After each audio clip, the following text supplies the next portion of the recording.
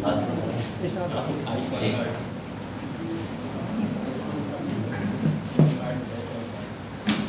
भाई, कल हमने सिविल सर्विसेज के अंदर विशेषताएं, ठीक है, चुनौतियां, ये सब देख लिया, ठीक है। कल आप नहीं आए थे भाई, लेकिन कोई बात नहीं, बेसिक चीजें डिस्कस होंगी। आज असल चीज डिस्कस होगी कि सेक्रेटरी क्या होते हैं, डिप्टी सेक्रेटरी क्या होते हैं, एसडीएम क्या होता है, डीएम क्या होता है। कम से कम ये सब जानोगे तो ये जानना जरूरी भी है ना, इसीलिए मैंने इसमें इंक्लूड किया ये सब, ठीक है। लिखते हुए चलना, जब बताता चलूंगा। तो जरा ध्यान से देखो, ये आजाद भारत के समय पर जो पहला Indian administrative services civil services का पहला बैच था, वो सरदार वल्लभ भाई पटेल जी ने उन बच्चों से संवाद किया था। तो ये वो बैच, एक मैंने कल आपको दिखाया था कि आजाद भारत से पहले का 1944 का इंपीरियल सिविल सर्विसेज का बैच, जो अंग्रेजों के जमाने में सिविल सेवा निकाल के आए थे, उनका पहला बैच।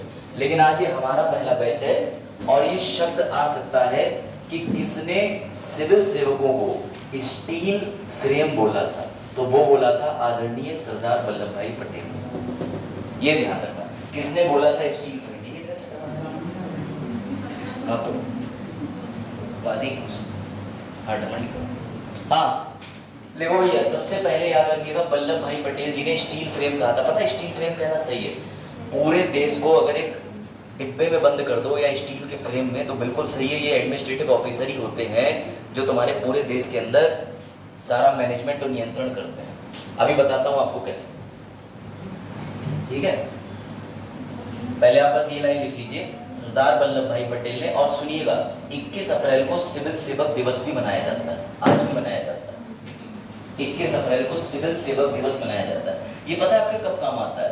भले ही मेंस में आप लिख दो, कहीं ऐसे में लिख दो, ये इंटरव्यू में बहुत काम आता है कि इंटरव्यू में कुछ बताइए आपको क्या इंस्पायर करता है, या लवासना के बारे में आप क्या जानते हैं, सिविल सेवा के बारे में आप क्या जानते हैं, क्या सिविल सेवकों को स्टील फ्रेम कहना सही है?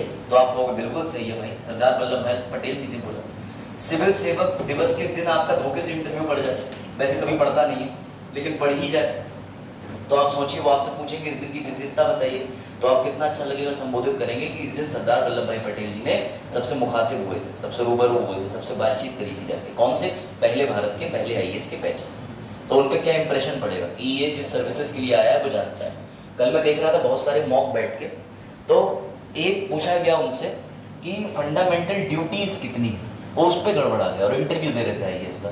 तो बड़ा अनपेक्षित सा लगता है, मतलब पॉलिटी के बेसिक एरियाज हैं कि आपको पता होना चाहिए। 11 ड्यूटी है, पहले 10 थी, उसके बाद एक जोड़ी गई, आपको पता है शिक्षा के अधिकार 86वां संविधान संशोधन 2002 जो कि 2003 में लागू, और टोटल 11 है।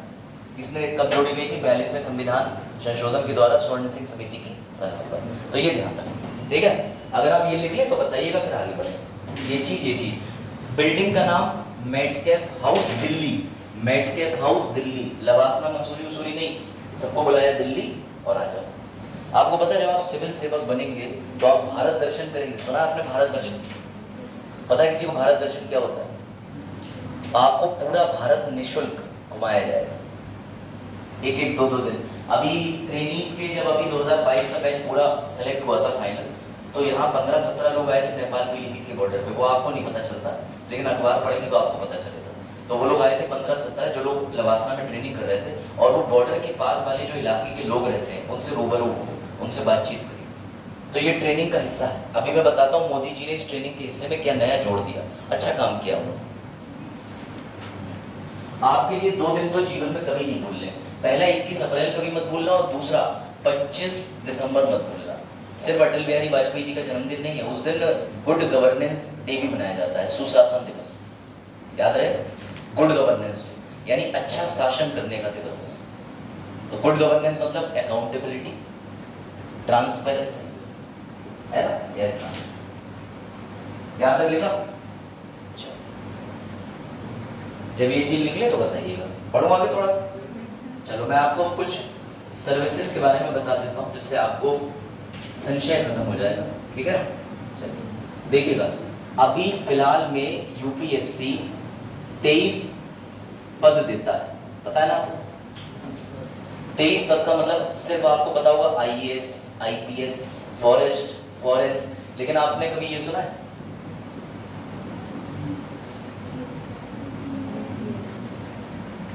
सुना है? आईपीएस तो सुना होगा, आईपीएस सुना? तो पता है किस चीज का है आपका? डाक, पोस्टल एडमिनिस्ट्रेटिव, ये भी यूपीएससी से ही बनता है। जब आप सोचिए, जैसे मान के चलिए 1000 वैकेंसीज आई, इसमें से जनरल कैटेगरी के लिए सबसे सेफ होता है टॉप 100 में आना, उसके बाद ओबीसी के लिए टॉप 100 से तुम 300 के बीच आ जाओ, आईएएस रैंक में माने जाओगे, उसके बाद और नीचे की कैटेगरी से 300 में जितना नीचे चले जाओ। लेकिन अगर मान के चलो कोई जनरल वाला टॉप 100 नहीं ला रहा, वो लेके आ रहा रैंक 444, तो जाहिर सी बात है प्रॉपर आईएएस तो बनेगा नहीं, तो उसे कहाँ डालोगे? तो उसके लिए प्रेफरेंस दिया जाता है, ऐसी चॉइस में उसे ऐसे पद मिल जाते हैं। इंडियन पोस्टल, इसमें क्या होता है कि पोस्ट ऑफिस का बिल्कुल प्रधान अधिकारी होता है, वो एक मेन ब्रांच में होगा, वहां बैठेगा, आईपीएस लिखा हुआ होगा, वो जाएगा सारी चीजों का प्रबंध करेगा। लेकिन वैसी फील आपको नहीं आएगी जैसी एक आईएएस के में होती है, उसमें चार्म बहुत ज्यादा होता है, लेकिन ये भी यूपीएससी निकाल के बनता है। तो सोचिए अभी ऐसी कई सारी पोस्ट है जो आपको पता ही नहीं होंगी, इसलिए मैं कह रहा हूँ एक बार यूपीएससी की वेबसाइट पे जाना, इन 23 पदों को एक बार लिस्ट में बस देख लेना, ठीक है? और आपको ये भी पता होगा 3 ही तरीके की सेंट्रल सर्विसेज होती है, ठीक है? बैठ जाओ बच्चों। कौन सी? आईएएस और फॉरेस्ट सर्विसेज, ये 3 सेंट्रल सर्विसेज आती है, और इन 3 के लिए मैंडेटरी है कि आप भारत के नागरिक हो, कहीं से परिवर्तन नहीं चलेगा।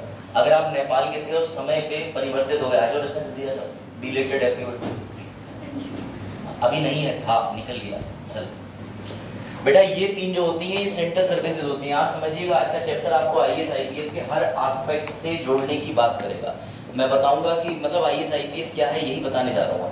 यही चीज है कि आप सेक्रेटरी कब बनोगे, राज्य के अंदर भैया आयुक्त कौन होते हैं, नगर आयुक्त कौन होते हैं, मुख्य आयुक्त कौन होते हैं, नाम सुने होंगे, ठीक है? एसडीएम कौन होता है, एडीएम सीनियर होता है कि एसडीएम सीनियर होता है? किसी को इस पे डाउट है तो ये भी दूर हो, एडीएम सीनियर होता है। तो सुनना बच्चे ध्यान से, ये 3 जो सर्विसेज होती है चमन, ये सेंट्रल सर्विसेज कहलाती हैं भैया। यही मेन सर्विसेज होती है जिसके लिए लोग पागल हैं। अब इसमें इसका भी चलन देखा गया है, फॉरेन सर्विसेज का, विदेश। लेकिन आपको एक मजे की बात बताऊं, आपको क्या लगता है कि ये विदेश नहीं जाता होगा?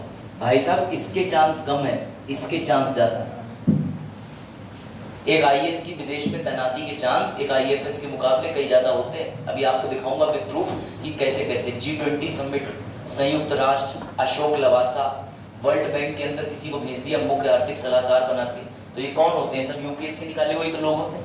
तो समझिएगा बात को। देखिए अब आप एक चीज, एक कंफ्यूजन दूर कर लीजिएगा। हम बात कर लेते हैं इंडिया की, ठीक है? थोड़ी देर के लिए अज्यूम कर लो विद रिस्पेक्ट ये इंडिया, ठीक है? ये भैया चिकन है, समझना। पूरे इंडिया में तुम्हें कहीं भी फेंका जा सकता है, उसे कहते हैं सेंट्रल जॉब। को ये पूरे इंडिया में तुम कहीं भी घूम सकते हो, कहीं भी जाओगे। घूमने का मतलब ये है कि वो तुम्हारा, ध्यान देना हीरा के लिए, यूपीएससी मतलब पूरे भारत में अंडमान निकोबार से लेके, दादर से लेके, गुजरात से लेके, यूपी से लेके, महाराष्ट्र से लेके तुम्हारी नौकरी कहीं भी हो सकती है। क्या सर इसमें आरक्षण मिलता है? बिल्कुल मिलता है। केंद्र की नौकरियों में आरक्षण मिलता है, या जिस राज्य के आप हैं उस राज्य की नौकरी में आपको आरक्षण मिलता है। दूसरा राज्य आपको ओबीसी का फायदा नहीं देगा। मैं एक विस्तार पे चर्चा करूंगा पेपर के बारे में। जैसे अगर आप उत्तराखंड का पेपर भरेंगे और आप उत्तराखंड के मूल निवासी नहीं है, तो आपको ओबीसी, एससी, एसटी, विकलांगता का फायदा नहीं मिलेगा। ये ध्यान रखना। अब एक चीज और डाउट दूर कर दे रहा हूँ आपका, महिलाओं को भी डाउट होता है। जैसे महिला क्या करेगी, एग्जाम्पल दे देता हूँ, ठीक है? आगे चलो बैठो। अब आप में से मुझे इसका उत्तर दीजिए। देखो शायद आप लोग जानते भी होंगे, निश्चित जानते होंगे। एक महिला थी, सुनना ध्यान से, महिला है एससी कैटेगरी की, ध्यान से सुनना। उसने शादी कर ली जनरल वाले से, ध्यान से सुनना। तो क्या इस महिला का आरक्षण खत्म हो जाएगा या बना रहेगा? हाँ बताओ क्या लगता है, फिर से समझना।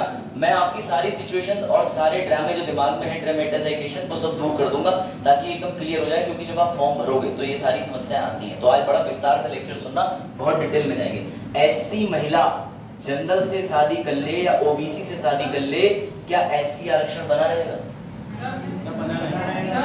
हाँ चलो, एक इन्होंने उदाहरण भी दे दिया।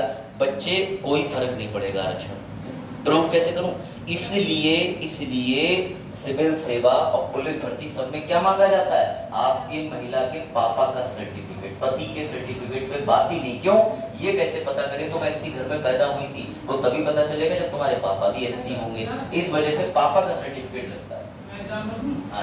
अभी जो प्रधानी चुनाव में 2021 में तो ग्राम पंचायत कार्यालय है बड़ौली जिला में, ठीक है, वहाँ पे तो ऐसी सीट थी, तो वहाँ पे कोई ऐसी था नहीं, तो एक मतलब एक शादी की उन्होंने ऐसी उसका तारीख बताओ निर्दोष प्रधान होगी।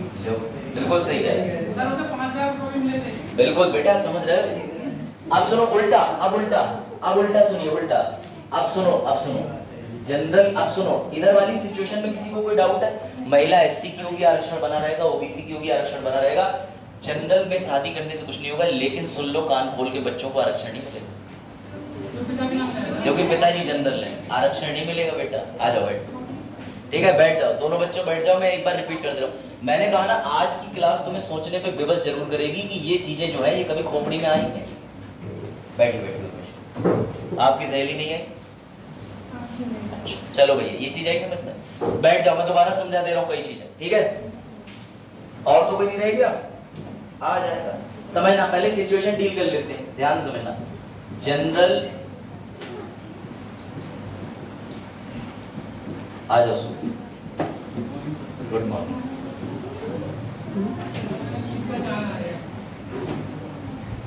अरे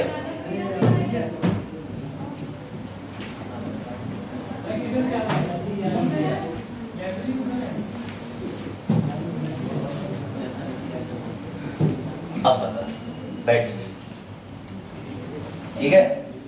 इस बात को सुनिए और इसका हल कीजिए। पहले सेकंड वाली सिचुएशन का हल कीजिए। ये बच्चों ने ज्यादातर ने इसका हल कर दिया, वो ये कर दिया, सर एससी लड़की अगर किसी जनरल से शादी कर ले तो उसका आरक्षण बना रहेगा। क्यों बना रहेगा? आप नौकरियों में देखिएगा कभी भी पिताजी का ही मांगते हैं। क्या पिताजी का मांगते हैं? भैया निवास ले आओ, जाति ले आओ, सब कुछ पिताजी का लाओ, पति का कुछ मत लाओ। क्यों? पति के लगा दिया तो आरक्षण नहीं मिलेगा। तो अगर कोई एससी जाति की लड़की जनरल से शादी कर ले तो उसका आरक्षण खत्म नहीं होता। अब इस पे आप देखते क्या होता है, जनरल की लड़की और अगर वो एससी के लड़के से शादी कर ले तब क्या होगा? क्या इस लड़की को आरक्षण मिलना शुरू हो जाएगा? हाँ, अरे सोचो, दिमाग लगाओ, क्या होगा? कंडीशन ये कह रहा है सेम रहेगी, और कोई नहीं मिलेगा। बेटा जो बच्चे कह रहे हैं कि नहीं मिलेगा, यस बिल्कुल ठीक कह रहे हो। जनरल की लड़की अगर इस धोखे में बेचारी चली जाएगी, हम एससी आरक्षण लेके यूपीएससी निकाल लेंगे, अपने वो बना लेंगे, तो भैया ये गलत है। जनरल से अगर कोई लड़की शादी करेगी एससी, ठीक है, लड़के में, तो उससे आरक्षण नहीं मिलेगा। लेकिन अब एक चीज और समझ लेना, दोनों के पुत्र की परिस्थिति समझ लो, पुत्र पुत्री की परिस्थिति समझ लो। यहाँ उल्टा है, यहाँ उल्टा है। यहाँ पर एससी लड़की जनरल लड़का, पुत्र पुत्री को आरक्षण नहीं मिलेगा। यहाँ रिवर्स है, जनरल की लड़की एससी का लड़का, शादी के बाद मेन पिताजी है तो आरक्षण मिलेगा। मतलब हर मामले में बेचारी जो महिला है वही सफर करेगी। एक जगह तब भी आरक्षण उसका बना रहेगा जनरल से शादी करने पे, लेकिन अगर वो जनरल की लड़की एससी से करेगी तो आरक्षण नहीं बना रहेगा। आज यूपीएससी के बारे में जैसे फॉर्म जो भरा जाता है उसमें क्या क्या टेक्निकल चीजें वो सारी बता रहा हूँ, क्योंकि आज का है ही कि आप डायरेक्टर, डेप्यूटी, असिस्टेंट, ज्वाइंट, यही रोल ऑफ सिविल सर्विसेज है, तो वही आपका पढ़ाया जाएगा। ठीक है, ये चीज आ गई समझ में किसी को? अभी एक चीज और है, हिंदू मुस्लिम कराते हैं। चलो अब हिंदू मुस्लिम में देखते हैं। आप बच्चों को फायदा हो जाएगा भैया, कर लो आप, कौन रोक रहा? कोई नहीं रोक रहा आपको। आप सुंदर लड़की देखिए अपनी तरह, नहीं अपनी तरह नोटिस गलती हो गई। सुंदर लड़की देखिए अपने से ज्यादा सुंदर, उससे शादी कर लीजिए भाई, एक ही मिल जाए भैया। आप जिस धर्म में वहाँ एक ही बहुत। चलिए आ जाइए, आइए देखिए ध्यान, ठीक है? अब सुनना जरा ध्यान से, आप चौंकोगे तुम लोग अलग। अगर कोई हिंदू लड़की है, ठीक है, चलो, और अगर वो शादी कर लेती है, ध्यान से सुनना, मुस्लिम लड़के से, समझना, तो ऐसे में सुनिएगा जरा, पुत्र और पुत्री अगर होगा ये भी देख लेंगे, और जो हिंदू लड़की है वो एससी या ओबीसी की है, दो ही को रिजर्वेशन मिलता है, जाहिर सी बात है। अभी उल्टा भी ले लेते हैं, ये भी ध्यान रखिएगा, ओबीसी रिजर्वेशन मुसलमानों को भी मिलता है। आ जाओ, ओबीसी रिजर्वेशन मुस्लिम्स को भी मिलता है, पता ना आपको? हाँ बिल्कुल है, बिल्कुल सही। अब इधर समझ लीजिएगा, मुस्लिम लड़की, ठीक है, इसकी शादी हुई हिंदू लड़के से, ठीक है, ध्यान से समझिएगा कंडीशन क्या है। ये हिंदू लड़का एससी या ओबीसी, ठीक है, पहली कंडीशन, और दूसरी पुत्र पुत्री। अब बताइए सबसे पहले इसमें क्या होगा? सिचुएशन समझ लो ना सर, फॉर्म भरने की सारी डिटेल बता देंगे, हाँ क्या पता कौन क्या कर जाए आज के युग में, इंटरनेट जमाना, पता चल ही नहीं पाता, शादी के बाद पता चलता कैसे थे वो, तब तो 30 सेकंड में सब बढ़िया लगता है। चलो हाँ, पहले तो इधर देखिए, हिंदू लड़की जो है, इस पे आ जाओ, हिंदू लड़की एससी है, मुस्लिम से अगर शादी कर ले तो आरक्षण मिलेगा, मिलेगा, पापा का सर्टिफिकेट लगाओ, आरक्षण ले जाओ, पुत्र पुत्री हाँ सब सबसे मिलेगा, लेकिन पुत्र पुत्री को यह नहीं मिलेगा, यहाँ पुत्र पुत्री को इस महिला वर्ग से आरक्षण नहीं मिलेगा, अगर ये ओबीसी वर्ग का है तो पुत्र या पुत्री को ओबीसी वर्ग का आरक्षण मिल जाएगा। हाँ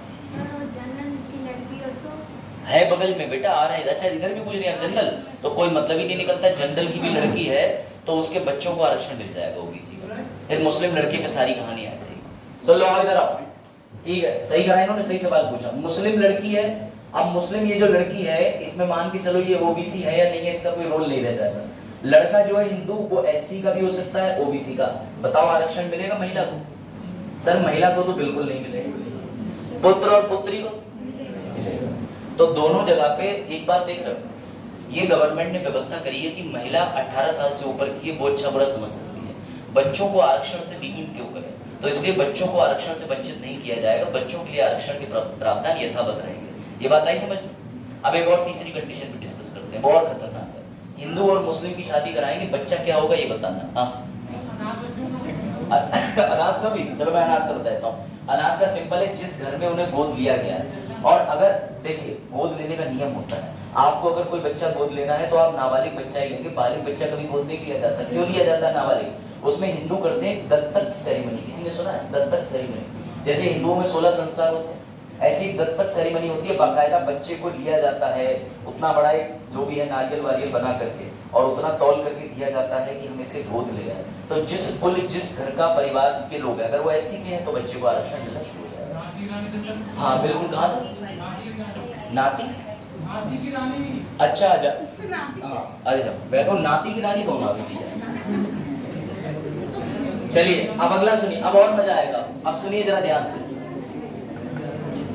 हिंदू लड़की, ठीक है, मैं आपको इसलिए बता रहा हूं कि अगर जो है, ठीक है भाई, दो लोग थे टीना दाबी जी और उनके पूर्व पति, उनकी शादी चल जाती तो उनके बच्चों को आरक्षण मिलता है नहीं मिलता, इस लिहाज से बता रहा हूं मैं, सारी चीजें क्लियर कर रहा हूं। सोचिए टीना दाबी शेड्यूल कास्ट से बिलोंग करती थी और अतर अहमद किससे थे? मुस्लिम से थे, तो भैया टीना दाबी के रिजर्वेशन तो यथावत बना रहता और बच्चों को रिजर्वेशन नहीं मिलता, वो सफल हो जाता, तो ये चीज समझिए आप कंडीशन। चलो अब हिंदू लड़की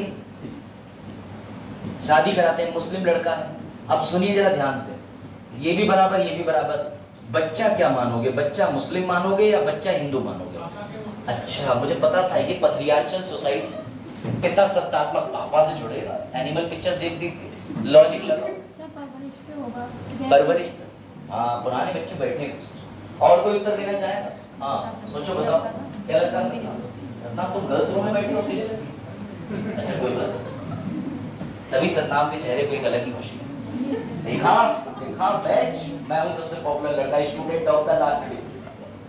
चलिए कोई नहीं, तो खुशी की बात है। चलो भाई देखो, हाँ बच्चा, तो सुनो, शिवानी ने बिल्कुल ठीक कहा, ये बच्चा डबल रोल में फंस गया है। अगर इनने इसे पूरे संस्कार दे दिए और ये आराम से छुट्टियां रखता है, सुबह उठ के 5 बजे योगा कर करा के पूजा पाठ कर लेता है और इसका अच्छा खासा जितने भी संस्कार है वो हिंदू विधि से हो गए, तो पापा भले ही फैजल है लेकिन बेटा जो है वो निकलेंगे विक्की कौशली।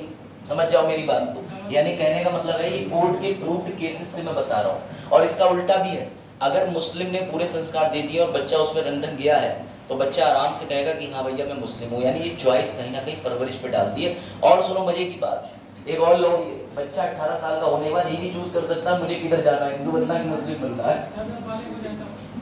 बालिग हो जाए उससे पहले उसे दे दो, एक चॉकलेट के नाम पे मुस्लिम बन जाए चॉकलेट ले लो, हिंदू बन जाए लॉलीपॉप ले लो। चलो तो समझिएगा ये चीज ध्यान रखना। अच्छा आपको एक चीज बता दूं मैं, सिख, जैन, बुद्ध, ठीक है, हिंदू तो हिंदू है ही, ठीक है भैया, एवं वीर शैव, पता है आपने पढ़ा वीर शैव? अरे और ये पढ़े दक्षिण भारत के वीर शैव लिंगायत, अरे आपने पढ़े होंगे, जैसे मान के चलिए आपने देखे होंगे हिंदुओं के अंदर आर्य समाजी पढ़े, ऐसी वीर शैव होते हैं, लिंगायत होते हैं भैया, आजा जल्दी आओ, ये वो लोग होते हैं जो शिव जी की पूजा करते हैं, वैष्णव की। तो सुनो, हिंदू का मतलब हर वो व्यक्ति जो हिंदू के अलावा मुस्लिम है, पारसी है, क्रिश्चियन है, इन्हें छोड़ के दुनिया में जितने सब हिंदू हैं। ये हिंदू की परिभाषा है, पहले सुन, मैं आपको बता दूं हिंदू की यही परिभाषा है। अगर कोई सिख कहता है हम खालिस्तान बनाएंगे तो कहते हैं भैया बनाओगे कैसे, हिंदुस्तान बनाओ ना, हिंदुस्तान की तो हिंदू तो। अगर कोई बुद्ध कहता है कि भैया हम अलग हैं इनसे, तो कहना तुम अलग नहीं हो, तुम्हारी मेंटेलिटी ही अलग कर दी गई, वो अलग की बात है। लेकिन हिंदू में रिटन में धारा 2 हिंदू विवाह अधिनियम एवं हिंदू दत्तक पुत्र या हिंदू सक्सेशन जितनी भी लॉ, उसके अंदर धारा 2 में स्पष्ट लिखा है कि सिर्फ मुस्लिम, पारसी, क्रिश्चियन छोड़ के बाकी सभी हिंदू हैं। जब तक कि वे खुद ना वॉलंटरी डिक्लेयर कर लें कि मैं भैया नास्तिक हूं, मेरा कोई धर्म ही नहीं, क्योंकि भारत के अनुच्छेद 25 में आपका कोई धर्म नहीं है तो भी आप भारत में रहकर आराम से दिन काटें। ये बात आई समझ में? तो चलो भैया अब आगे बढ़ते हैं, बहुत हो गया। इससे पहले मैंने एक जानकारी दी थी, बस आप भी देख लीजिए बेटा। सिविल सेवक दिवस मनाया जाता है, सिविल सर्विसेज डे 21 अप्रैल को। पहली बार कब मनाया था? 1947 को, जब वल्लभ भाई पटेल जी ने मेट कैफ हाउस दिल्ली में पहला बैच संबोधित करा था। ये सरदार वल्लभ भाई पटेल जी, ठीक है, ये बात ध्यान रखना। जो लोग लेट आए हैं उनके लिए बता रहा हूँ, 21 अप्रैल 1947 को दिल्ली के अंदर इन्होंने संबोधित करा था और बताया था कि प्रशासन क्या होता है। और मजे की बात सुनो, एक शब्द बड़ा प्रचलित हुआ था जो इन्होंने यहाँ बोला, इन्होंने कहा जितने भी एडमिनिस्ट्रेटिव ऑफिसर होते हैं स्टील फ्रेम। क्या बोला था? Steel frame. ये मत भूलना, अगर आपने इंटरव्यू में चौके छक्के मारने हैं तो ये स्टील फ्रेम बक देना जाके कि आप प्रशासनिक सेवाओं में आए, कुछ बताइए। सारे स्टील फ्रेम, पूरे इंडिया में स्टील बेच रहे हैं हम लोग, समझ रहे? अब बढ़े आगे, ये तो आपने लिख ही लिया होगा। अब इंपॉर्टेंट बात समझिएगा, ठीक है? भारत का एचडी नक्शा बना रहा हूं मैं, ठीक है? जब ये तब का नक्शा लग रहा है जब वास्को डी गामा आया था, ठीक है? तो अभी इंडिया एज्यूम कर लो, ठीक है, कोई दिक्कत नहीं। समझना, यूपीएससी में पूरा भारत घूमोगे, पूरा भारत, कहीं भी आपको पोस्टिंग मिल सकती है। 28 राज्य, 8 केंद्र शासित प्रदेश में, इसी के अंदर कैडर सिस्टम आ गया। कैडर समझते हो? अगर आपकी टॉप रैंक आई 1000 वैकेंसी में से 100 और आपको है कि मैं अपने होम डिस्ट्रिक्ट में ही हो जाऊं, तब भी आपका मिलना नामुमकिन है। क्यों? अगर आपके गृह समझ रहे राज्य में वैकेंसी होनी चाहिए प्रॉपर, जिस पोस्ट के लिए आप अप्लाई कर रहे हो। दूसरा ये उन पे डिपेंड करता है कि हम नहीं देंगे, इसलिए उन्होंने 5 कैडर बना रखे हैं, ABCD, और अभी लेटेस्ट कैडर जोड़ा गया एगमुट। एगमुट कैडर का सीधा मतलब समझो कि मैं राज्य छोड़ के भैया सिर्फ और सिर्फ केंद्र शासित प्रदेशों में घूमूंगा, गोवा घूमूंगा, मणिपुर घूमूंगा, अगरतला घूमूंगा, केंद्र शासित प्रदेश घूमूंगा। सबसे अच्छा कैडर होता है, संचित को वही मिला है। पीलीभीत 222 रैंक आई थी जिसकी, वो एगमुट ले लिया, बहुत चालाक है। 222 रैंक ओबीसी में आई तो उसको प्रॉपर आईएएस तो मिल ही गया, ओबीसी कैटेगरी का फायदा तो मिलेगा और मिलना भी चाहिए। तो उसकी वजह से आपको प्रॉपर इस समय क्या है, अभी असम में पोस्टेड है, तो एगमुट करियर उसे आराम से मिल गया। अभी घूम घाम करके यूटी सब घूमेगा, बढ़िया घूमता रहेगा, आईपीएस से शादी कर ली, ठीक है? हाँ, ये बढ़िया था। और यही पीलीभीत में शादी हुई थी, पता है आपको? ये जो अपना कौन सा बैंकेट हॉल है आसाम रोड चौराहे के पास में, जलसा, इसी में। इतने उस दिन जो है सुना है मैंने, मुझे पता नहीं, अब 2017 में कीर्ति सर में से कोई एक आया था, ऐसा पता चला। तो सोच लो, आईएएस आईपीएस बन के इन सबको बुला लो। अभी तो मैं मतलब में पानी भर जाता है, बेसमेंट में जाना पड़ता है, तो तुम सोच लो। आप सुनो ध्यान से, ये है सेंट्रल सर्विसेज। इसकी फीस कितनी होती है? महिलाओं को छूट है, बाकी पुरुष से हमेशा देश बेवफा रहा है, तो पुरुषों से 100 रुपए है। SC ST सभी समुदाय की कोई फीस नहीं है, ध्यान से समझ लीजिएगा। अटेम्प्ट आपको भलीभांति पता है, 32 साल जनरल, 35 साल ओबीसी, और SC ST कितने साल? अनलिमिटेड। तो अटेम्प्ट है, आयु, हाँ आयु नहीं पता? हाँ, SC आयु 45 है, 35 प्लस 3 कितना होता है? 38 मैक्सिमम। अरे ऐसा समझिए, 32 प्लस 3 ओबीसी में भी प्लस 3 हो गया SC में, तो ये आपकी कैटेगरी के अंदर। अब सुनो, अब इसी में क्या एज बढ़ जाती है, इसी में एज चली जाती है SC की 42 साल तक। कब? जब उसमें डिसेबिलिटी जुड़ जाती है। अगर डिसेबल कोई SC है तो उसे मिल जाएगा 42 साल तक अनलिमिटेड अटेम्प्ट। जनरल में कोई अगर डिसेबल होता है तो उसे मिल जाएंगे 9 अटेम्प्ट, लेकिन आयु मिल जाएगी 40 साल के आसपास तक। ओबीसी में भी आयु का गैप आपका चला जाएगा 38-40 साल तक, अगर कोई वैसा होता है डिसेबल कैंडिडेट। वरना नॉर्मली आप अपने अपने कैटेगरी के हिसाब से देख लीजिएगा। जनरल में 6 अटेम्प्ट होते हैं, और कुछ लोग बड़ा मासूमियत से कहते हैं पेपर दे के देख ले। पेपर दे के देखना कितनी बड़ी बेवकूफी की बात है। खुद को कमरे में बंद करो, एक पेपर डाउनलोड करो 2017, 18, 20, 22, आज से 1993 का कर लो, और उसे ही कमरे में बंद करके मम्मी से कह दो मैं हूं ही नहीं इस दुनिया में 3 घंटे तक, और आराम से बैठ के, अब तो वैसे भी 2 घंटे सुबह की, 2 घंटे 3 घंटे ब्रेक, उसके बाद फिर 2 घंटे, तो ये 4-5 घंटे का पूरे दिन निकाल के अपना पेपर खुद अटेम्प्ट करो ना, मोबाइल अपना स्विच ऑफ कर दो ना, हम अटेम्प्ट खराब करेंगे। एससी वाले और तगड़े होते हैं हमारे भाई बहन, कैसे? हमारे अनलिमिटेड अटेम्प्ट है, इस बार दे दे रहे, नहीं हुआ तो फिर दे लेंगे। अरे पहले अटेम्प्ट में बनो ना, अटेम्प्ट दे के खराब करके हम देखेंगे, माहौल देखेंगे तो पेपर बदल जाएगा। अगर उस दिन 16 जून को जो पेपर भी आया था, उस पेपर के बाद डाउनलोड करके घर पे लगाओगे तो पेपर बदल जाएगा। बस ईमानदारी से ये करना कि किसी का पहले वीडियो एनालिसिस मत देखना, आंसर मत देखना। तो जितने भी भैया मूर्ख लोग हैं जो कहते हैं पेपर दे के देखेंगे, वो तुम पीसीएस में अपनी इच्छा पूरी कर लेना, आईएएस में मत करना धोखे धड़ाके से, समझ गए? और अगर तुमने फॉर्म में कुछ गड़बड़ी कर दी तो पूजा खेत कर बनाते हुए विभाग को तुम्हें देर नहीं लगेगी 2 मिनट में, उसका टर्मिनेशन कर ही दिया, आखिरकार खत्म, वो ब्लैक लिस्ट कर दिया। अब वो तीसरे नाम से जीमेल और नया मोबाइल नंबर लेके आ जाए तो नहीं कह सकते भैया, लेकिन अब ये उसका बायोमेट्रिक सब रिजर्व हो गया, अब तो कुछ नहीं होना उसका। आप सुनिएगा, ये सबसे टफेस्ट सर्विसेज है। विकिपीडिया जो कि फर्जी वेबसाइट है, कतई मत मानना, उस पर लिखा है 0.01% सक्सेस रेट है। बेवकूफी की बात है। भारत में 142 करोड़ आबादी के लोग हैं, जो फालतू भीड़ है वो भी भरती है फॉर्म। मान के चलो पूरे भारत में 2 करोड़ फॉर्म भर गया, वैकेंसी 1000 है, तो 2 करोड़ में से 1000 ही तो चयनित होंगे। मैं तो कह रहा हूँ 6-7 जीरो और लगा दो। इस बेवकूफी झांसे मत आना। पूरी क्लास के अंदर जितने बच्चे बैठे हैं, अगर सब एमए पॉलिटिकल साइंस ले लेंगे तो जाहिर सी बात है यूनिवर्सिटी के लिए भी टफ हो जाएगा। अरे यार सभी पॉलिटिकल साइंस की मार्किंग बढ़ा, क्लास में जगह नहीं, बच्चे आ रहे हैं, यहाँ 1000 ही लोग चाहिए, वो भी आप सब में 1000 होनहार छात्र चाहिए। तो इसीलिए इसका सक्सेस रेट जो है उससे घबराना मत। सीरियस मेंस जो दे रहे होते हैं, देखो प्रीलिम्स क्या है, प्रीलिम्स छांटने की स्टेज है। जो सीरियस है वो प्रीलिम्स के जरिए अंदर हो जाएगा, इसलिए प्रीलिम्स के मार्क्स मेंस में नहीं जुड़ते ना इंटरव्यू में जुड़ते, पता है ना, वो स्क्रीनिंग टेस्ट है। आप प्रीलिम्स निकालो, इसका मतलब जितने भी गंभीर छात्र थे वो आगे बढ़ गए, नॉन गंभीर छात्र छट गए। जिन्होंने कैसे डाला था पेपर मजे लेने के लिए, अरे मेरे दोस्त ने भर दिया जी का ज्यादा काबिल है, जी तो मेरे घर पे खुद ही कहता पापा इसका तो फॉर्म मैंने भरा था तो मैं भी डालूंगा। लड़कों में यही सब ईगो होता है, लड़कियों का और बढ़िया, मैं अकेले जा रही हूँ तो वो चली, हाँ तो चल तेरे फॉर्म भर दे रही। लड़कियों में होता है, अब वो पूरी चैन बन गई, अब 20 लड़कियां जा रही हैं, उसमें से 18 पेपर दिलवाने जा रही हैं, 2 थोड़ी सीरियस है, और सीरियस में भी वो खुद पूछ रही जो पेपर दे रहे हैं, इसके बाद इंटरव्यू हुए उसी पता ही ऐसा लजा मारते हैं कभी कभी सेंटर पे ना, खुद होता है। मैं तो जब पेपर देने जाता हूँ तो मुझसे वो पूछते भी हैं, मैं तो कहता हूँ पहला अटेम्प्ट है, पहला, मुझे खुद नहीं पता भैया कहाँ बैठे, यहाँ बैठना है, बड़ा मजा आता है। क्योंकि अगर आप थोड़ा बहुत भी एक्सपीरियंस बताओगे तो फिर वो आपसे क्या करेंगे, नंबर ले लेंगे, फिर पढ़ाई की छोड़ के बाकी सारी बातें होंगी रात में। और बताओ, तुम तो जैसे पेन पकड़ के लिख रहे थे, मैंने उसी दिन सोच लिया था तुम्हें घोड़े पे देख लिया था, उसके बाद शुरू होता है खूनी खेल। हाँ नहीं, गलत होता है ये कई बार। बेटा घोड़े को गधे के साथ बांध दोगे तो घोड़ा बेचारा गधे की हरकतें सीख जाएगा, गधा घोड़ा नहीं बनेगा, यही दिक्कत होती है। और फिर गाइडेंस कौन दे रहे होते हैं, गाइडेंस दे रहे होते चरण जैसे लोग जो कम सीरियस है।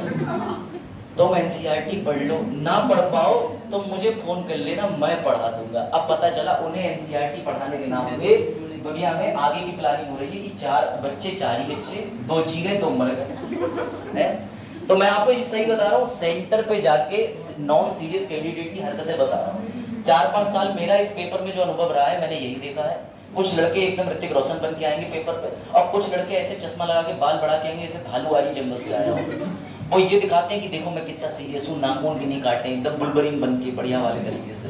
लेकिन क्या होता है, गंभीरता और नॉन गंभीरता कपड़ों से, आपके बॉडी स्ट्रक्चर से नहीं जांची जाती। हो सकता है कि आप जिस लड़की को देख रहे हैं, अरे ये तो बहुत एडवांस है, तो दिल्ली बॉम्बे की लग रही, वो हो सकता है सेलेक्ट होकर बन जाए। अब किसी ने सोचा था 2022 के अंदर ऐश्वर्या नाम की एक मॉडल गर्ल जो पेपर देने गई, अच्छी खासी हाइट मॉडलिंग करती थी, उसने यूपीएससी में रैंक मारा, सोचा था किसी ने? तो कपड़ों से और बाकी इस तरह से जज नहीं करते। लेकिन नंबर लेने के लिए लड़के बड़े उतारू रहते हैं, उनका पहला प्रयास यही होता है कौन बगल में बैठा। और हर कोई एक कमरे में अगर 70 बच्चे बैठे हैं, उस दिन 56 जो है तुम्हारे कमरे में इंटरव्यू वाले होंगे। क्योंकि तुम किसी भी लड़के से पूछे, कोई लड़की आप मेरा पिछली बार इंटरव्यू था, वो रह गया हल्का 2 नंबर से रह गया, अरे तो अब लड़की सोच रही अरे बहुत नॉलेज है, पेपर भी जल्दी निपटा लिया, क्योंकि उन्हें कुछ आ ही नहीं रहा, वो तो कोने में मुंह करके कह रहे हे भगवान कैसे 2 घंटे कट जाए। तो समझो बात को, ऐसे सेंटर पे जालसाजों से सावधान रहें, अपना फॉर्म खुद भरें, नंबर बांटने की कृपा ना करें। ज्यादा तुम्हें लग रहा हो तो पापा का मोबाइल नंबर दे दें या नजदीकी थाने के इंचार्ज का, याद करें। और ज्यादा उससे भी हो तो ईमेल दे दें, इंस्टाग्राम आईडी वाईडी तो पता ही ना दें, क्योंकि मैंने कल ही बताया वो तुम्हारी डीपी निकाल के पैसा मांग लेंगे किसी और से। तो ये समझ लीजिएगा। बहुत सी चीजें। अभी आप लोग घर से निकले नहीं है ना, अभी थोड़ा आगे तो बढ़िए। अभी आप लोग पहली बार सेंटर पे तो जाइए, जहां आपको देख करके दूर दराज के लड़कों का ग्रुप खुद चल के आ जाएगा, तुमने कौन सी किताबें पढ़ी। अरे तुमने किताबें कौन सी क्या पढ़ी है भैया। तो सिविल सेवाओं की क्या सबसे ज्यादा भीड़ बैंकिंग सर्विसेज में होती थी एक जमाने में, 2016-17 की बात है। उस समय IBPS कराता था, SBI वगैरह अपने एग्जाम नहीं देती थी। बैंकिंग में सबसे बड़ा स्कैम चलता था। बैंकिंग में जितने लड़के लड़कियां आते थे वो अपने हाथ में किरण प्रकाशन की किताब लिए। अब देखो नया बच्चा होता है, तुम भी एक ऐसे बच्चे हो जो सेंटर पे जाओगे, तुम्हें कोई भैया दिख रहे हैं जिनके हाथ में 3 मोटी किताबें हैं, वो मगब करे पड़े, रटे पड़े, तो तुम्हें लगा यार ये बंदा बढ़िया, इससे राय ले लो। मेरा इस बार का पेपर तो गया, लेकिन अगली बार का अच्छा हो जाएगा। कोई भैया ऐसे हैं जिनने आज ही किताब उठाई है, जिन्हें लग रहा अंत में जो देखोगे वो ही आएगा, क्योंकि वो यूनिवर्सिटी एग्जाम समझ रहे हैं। तो ये चीजें समझो, मैं वास्तविकता बता रहा हूँ, ना मानो खुद अनुभव करके देख लेना। इसीलिए एग्जाम सेंटर पे मोबाइल वर्जित कर दिए गए। मैं तो कह रहा हूँ घर से ही वर्जित कर दो, कि घर से लेके ही मत निकलना, रोड पेज में कंडक्टर भी थप्पड़ मार देगा मोबाइल देगा, लेकिन लोग खो जाएंगे, समझिएगा। हाँ, घर वाले कैसे फोन करेंगे ना, चलो घर वाले चलो। आप समझिएगा, सेंट्रल सर्विसेज में 23 होते हैं, 23 होते हैं। यूपीएससी 23 तरीके की नौकरियां आपको देता है, 23 तरीके के पद देता है। नौकरियां तो वो विभिन्न एग्जामिनेशन कराता है, CDS कराता है, NDA कराता है, JET कराता है, बहुत कराता है। इनमें से कई लेवल के एग्जाम दिए मैंने। अब दूसरी बात सबसे इंपॉर्टेंट ये है कि यूपीएससी से आप एक चीज समझ लो, यूपीएससी में आपको लगता होगा IAS, IPS, IFS, नहीं। मैंने अभी बच्चों को बताया एक पोस्ट होती है IPAS, इंडियन पोस्टल प्रशासनिक सेवा। अब आपको ये क्या होती है, भाई साहब डाकघर का प्रधान, यानी डाकघर के अंदर वो बैठा है, सारी चीजें देख रहा है, उसे डांट मत देना, क्या है बढ़िया है, पोस्ट ऑफिस की नौकरी निकाली, वो यूपीएससी क्रैक करके आया, वो तो बेचारे की रैंक ठीक ठाक नहीं है, तो उसे फेंक दिया पोस्ट ऑफिस में। चलो, तो ये है सेंट्रल सर्विस। अब सुनना ध्यान से, नक्शे पे यहाँ कहीं तुम्हारा यूपी भी आता है, अब समझिएगा जरा ध्यान से, ठीक है। ठीक, तुम्हारा यूपी ले लो, कितने जिले हैं कल ही बताया था। अब 75 लिखने की आदत छोड़ दो, 76 कर लो, ठीक है। तो बेटा यूपी ने भी कुछ तो बदला।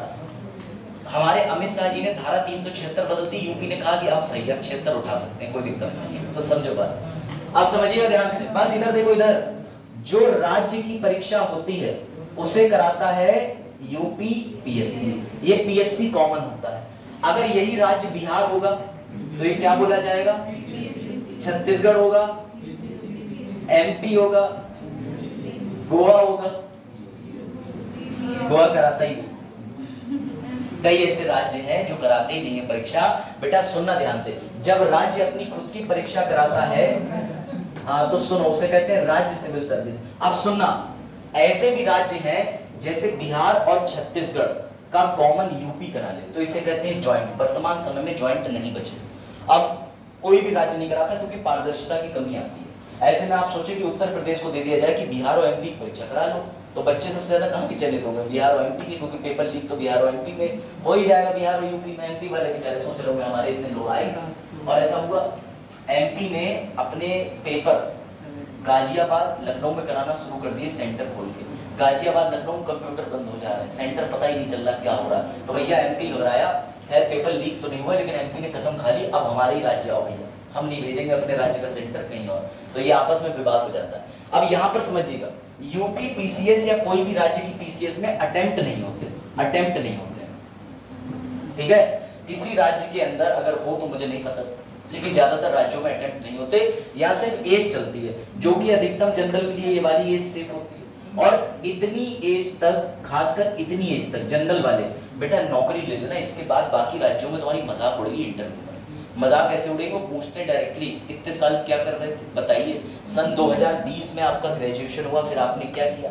अब तुम ये तो बता नहीं सकते, मैं इंस्टाग्राम पे बहुत तेजी से चटिया लेता हूँ, 1 सेकंड में 20 वर्ड टाइप कर देता हूँ, तो वहां तुम्हें निष्कासित कर दिया जाएगा। और भी कोई योजना हो तो तुम बता नहीं सकते। तो जैसे अब क्या है कि मान के चलिए आपको जस्टिफाई करना आना चाहिए कि आप 8 साल से, क्योंकि वो कह देगा अरे आप 8 साल लग गए आपको तैयारी करने में। अब तुम परेशान, तुम कहोगे यार बात तो सही कह रहा है, 8 साल लगने तो नहीं चाहिए थे, पर इन्हें क्या बताऊं 4 साल तो ठुकरा के मेरा प्यार इंतकाम देके ही में निकल गए।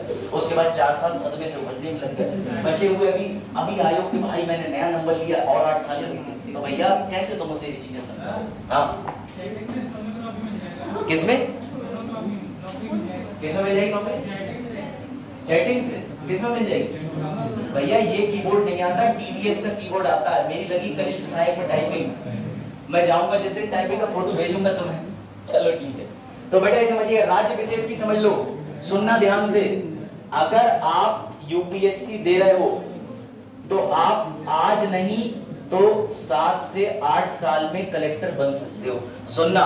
लेकिन अगर आप यूपी पीएससी दे रहे हो तो कम से कम कलेक्टर पहुंचने में 35 से 40 साल लग जाए। ये दुख की बात है।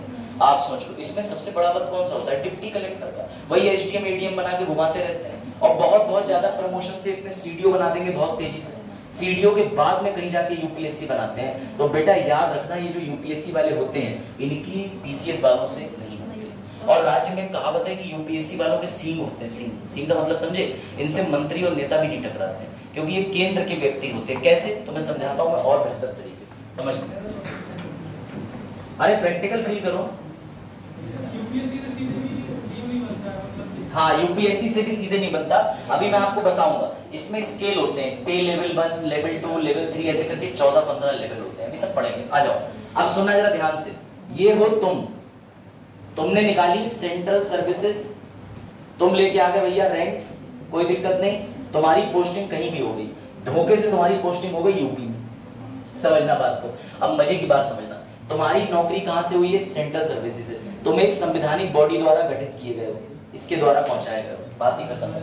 अब मजे की बात सुनना, सबसे मजे की बात होता ये है, उत्तर प्रदेश के सीएम तुमसे कहते हैं कि हे आईएएस मेरा काम कर दे, तुम कहते हो नहीं करूंगा।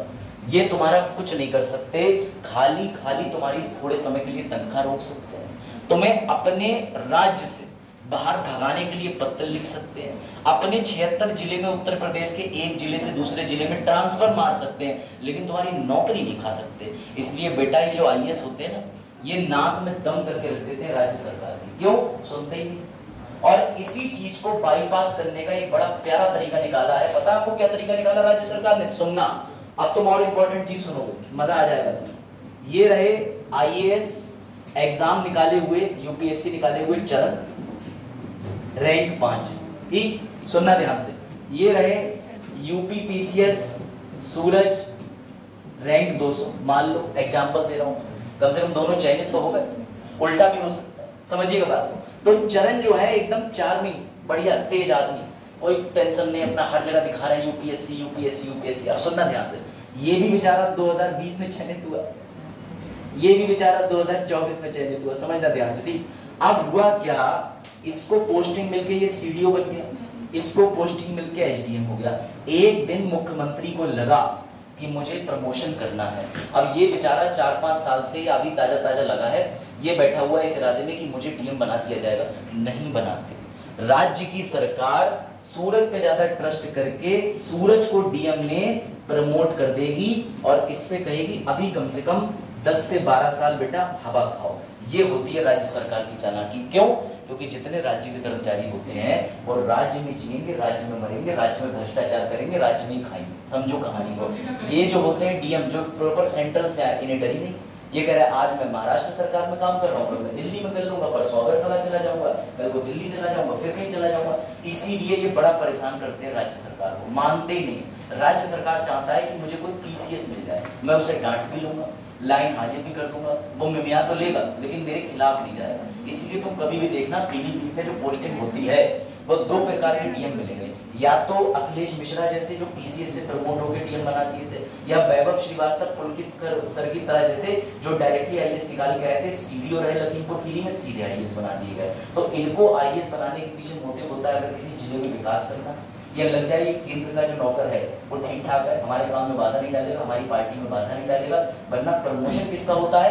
राज्य के कर्मचारी का। और ये हावी होते हैं तुम पे, तुम्हारी नौकरी खाने वाले पीसीएस वाले। तुम बैठे हो आराम से, मेरा होगा, ये नीचे से बाईपास कर जाते हैं। ये सिस्टम निकाला राज्य सरकार ने, ये सबसे बड़ी चुनौती। समझ रहे हो बात है? हाँ, घर का आदमी नहीं, उसे सब पता होता है मिठाई कहाँ जा रही है। समझो बात। चलो, अब भैया सेंटर का कर्मचारी कह देगा मैं तो ईमानदार हूँ, तो लो ये चीज समझो भैया, ठीक है। अगर तुम्हें ऐसा लग रहा है यूपीएससी निकाला और डीएम बन गया तो ना, अभी पहले 5 से 6 साल रगड़ो अपने आप को घिसट के सांप की तरह, उसके बाद कहीं जाके विचार होगा। आइए चलिए शुरू करते हैं मेन लेक्चर को। आप थोड़ा बहुत समझ गए, समझिएगा। सबसे पहले जब तुम प्रॉपर यूपीएससी क्वालिफाई करोगे तुम्हारी 2 साल लवासना में घिस की ट्रेनिंग होगी। वो ट्रेनिंग के अंदर दुनिया का ऐसा कोई काम नहीं होगा जिसमें तुम्हें शर्म आती हो कराना हो। डांस करवाएंगे, महिला और लड़के का, आओ कपल डांस करो। उसके बाद में वहां पर वो होगा, हाँ अरे बिल्कुल है साल, बिल्कुल आपको सालसा भी होगा। और ये भी ध्यान रखिएगा, अगर आप आचरण से कुछ गलत कृत्य करते पाए गए तो फिर ब्लैक लिस्ट भी कर दिया जाएगा। वहां पर ऐसा होता है ना, इंटरेक्शन खुले। देखो हाँ सुनो, देखो किसका डांस हो गया, वेरी डांस हो गया, तुम कर लेते हो। चलो देखो यहाँ पे, अब इधर आ जाओ, अब इसको एंजॉय करो, फील करना। जैसे आपने यूपीएससी का पेपर निकाला, उसके बाद समझिए आपको यूपीएससी के फाइनल रिजल्ट आने के 1 महीने के अंदर एक लेटर आता है, घर पे रिसीव होता है। उस लेटर में लिखा होता है आपकी लवासना की किट आपका वेट कर रही। आपने कोई भी यूपीएससी के अंदर पद निकाला हो, आपको 2 से 2.5 महीने लवासना जाने का मौका मिलेगा। लेकिन अगर आप प्रॉपर आईएएस के लिए, यानी आप टॉप रैंक में आए हैं कि भविष्य में आपको आईएएस बनना ही बनना है और अभी आप आईएएस कैडर में फंस रहे हैं, तो आपको सीधे ट्रेनिंग दी जाएगी लवासना, Lal Bahadur Shastri national administrative academy. यहाँ आपकी ट्रेनिंग सबसे लंबी चलती है। पुलकित सर हो गए, कोई व्यक्ति हो गया 2 साल की ट्रेनिंग करके आया हुआ, बीच में आते रहते हैं जंगल कटाई वाले, समझिए, और भी लोग जैसे फॉरेस्ट सर्विसेज वाले हो गए, वो क्या करेंगे, आएंगे 2 महीने तुम्हारे साथ समय बिताएंगे, अच्छा फील करेंगे, तुम्हारे साथ घूमेंगे, जंगल की ट्रैकिंग होगी। लेकिन उसके बाद 2 महीने के बाद तुम क्या कहोगे, बाय। क्यों? क्योंकि सबसे लंबे समय तक तुम दिखोगे। और सुनो, यहाँ भी परीक्षाएं होती है, यहाँ पढ़ाई होती है। क्या पढ़ाया जाता है? Public administration, administrative law. अभी जिसकी एक क्लास हमारी होनी थी, नहीं हुई, रिप्रेजेंटेशन ऑफ पीपल एक्ट, जन प्रतिनिधि अधिनियम 1950-1951। इसमें कौन क्लासेस लेने आते हैं? जेएनयू के वेल प्रोफिशिएंट प्रोफेसर्स, अलग अलग यूनिवर्सिटी के जाने माने प्रोफेसर, खुद देश के राष्ट्रपति प्रधानमंत्री संबोधित करने आते हैं, अपने काम को शेयर करते हैं। तो क्या हुआ कि प्रधानमंत्री जी आए, उन्होंने एक यहाँ पर आकर के नई चीज शेयर कर दी लोगों के साथ। बोले क्या? बोले ऐसा है, जब तुम नौकरी में लगते हो तो तुम्हें अलग अलग विभाग का एक्सपीरियंस तो होता नहीं है, किसी एक विभाग में जाते हो फिर एक्सपीरियंस लेते हो। तो मोदी जी यहाँ पर अच्छा चेंज कर गए, बोले ट्रेनिंग के दौरान जो है मैं तुम्हें सभी सरकारी विभागों में कम से कम 6 महीने ट्रेनिंग करनी होगी, 20 दिन यहाँ, 20 दिन यहाँ, 15 दिन यहाँ, 15 दिन यहाँ। तो ये मोदी जी इनोवेशन कर गए।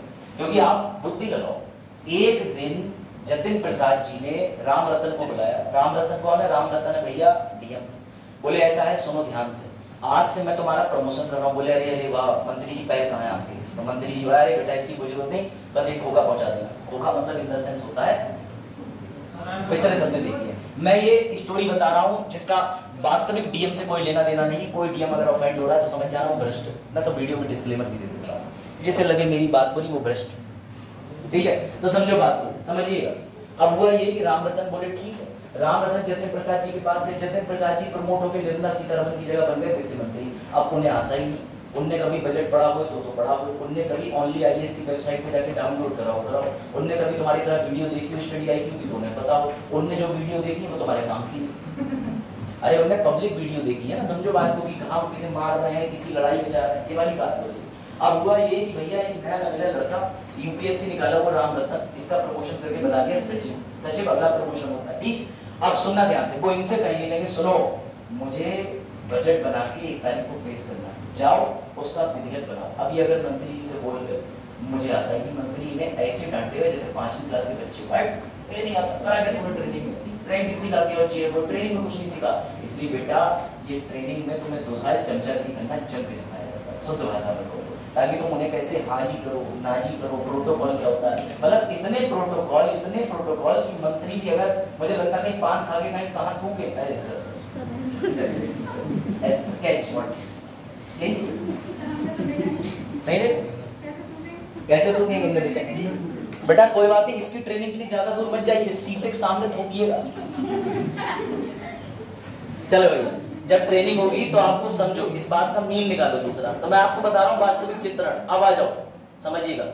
देखो भैया ध्यान से सुन लो, ये सर्विसेज मेन होती हैं। अब आ जाइए आगे बढ़ते हैं। सुनो, सबसे पहले यूपीएससी निकालने के बाद अगर तुम टॉप रैंक ले आते हो, टॉप रैंक का मतलब 1000 में से टॉप 100-150 में दिख गए, तो सुनो सबसे पहले यहाँ पर नुपुर गोयल पोस्टेड होके आई थी। नुपुर गोयल मैडम जिन्होंने यूपीएससी एग्जाम निकाला था। अवध ओझा सर कई बार नाम ले चुके हैं उनका, इसका ये मतलब बिल्कुल नहीं है कि वो भी अवध ओझा सर का नाम ले चुकी, वो भगवान जाने क्या कनेक्शन है। लेकिन अवध ओझा सर कहते हैं वो आखिरी अटेम्प्ट में आई थी, बताते हैं ना वीडियो में, सुना है कि देखिए अवध ओझा की, देखते हो आप वीडियो?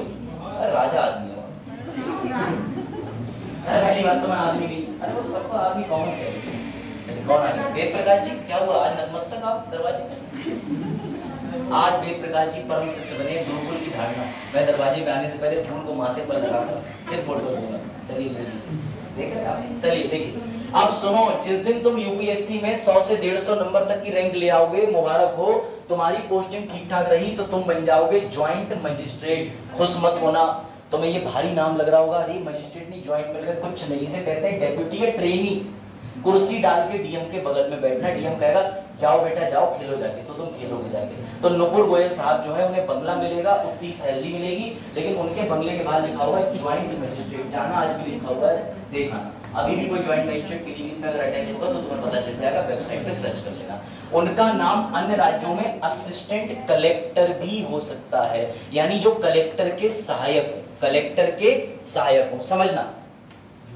इसी पोस्ट पर अगर तुम आगे प्रमोट होगे तो सुनना, तुम्हें एसडीएम बनाया जा सकता है या एसडीओ बनाया जा सकता है। मान लो नुपुर गोयल यूपीएससी परीक्षा निकाल के आए, उसके बाद पहली पोस्टिंग क्या मिल गई उन्हें कह दिया कि ठीक है तुम रैंक अच्छी लाई हो, यानी तुम्हें आईएएस कैडर के हिसाब से फिट हो, लेकिन डायरेक्ट आईएएस तो बना ही नहीं सकते, डायरेक्ट कैसे बना दोगे डीएम? तो उससे पहले उन्हें बना दिया गया ज्वाइंट मजिस्ट्रेट। अन्य राज्यों में उनका नाम हो सकता था असिस्टेंट कलेक्टर। अगला 2, 3, 4 साल काम करने के बाद उन्हें बना दिया जाता एसडीएम।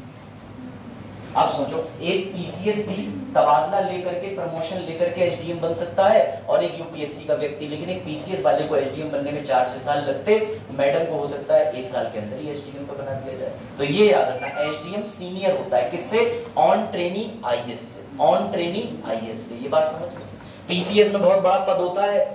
इसी में मोदी जी ने इस ट्रेनिंग के दौरान इनोवेशन निकाला। उन्होंने कहा ये जो असिस्टेंट कलेक्टर हैं, इनको असिस्टेंट सेक्रेटरी बना के सभी राज्यों में घुमाएंगे, हर जगह, यानी जितने भी सरकारी विभाग हैं केंद्र के, वहां जाओ, 15 दिन बिताओ, अपना एक्सपीरियंस लो, सर्टिफिकेट लो, आगे बढ़ जाओ। समझ आया बच्चों? अब देखो अगला, अब सुनो, अब इंपॉर्टेंट चीज, अगर नुपुर गोयल मैडम को 3 या 4 साल हो जाते और वो डिप्टी कलेक्टर बनी रहती, तो बेटा फिर उन्हें सीनियर बोला जाता, क्योंकि 3 या 4 साल हो चुके हैं, मुबारक को, फिर वो क्या बन जाती? सीडी।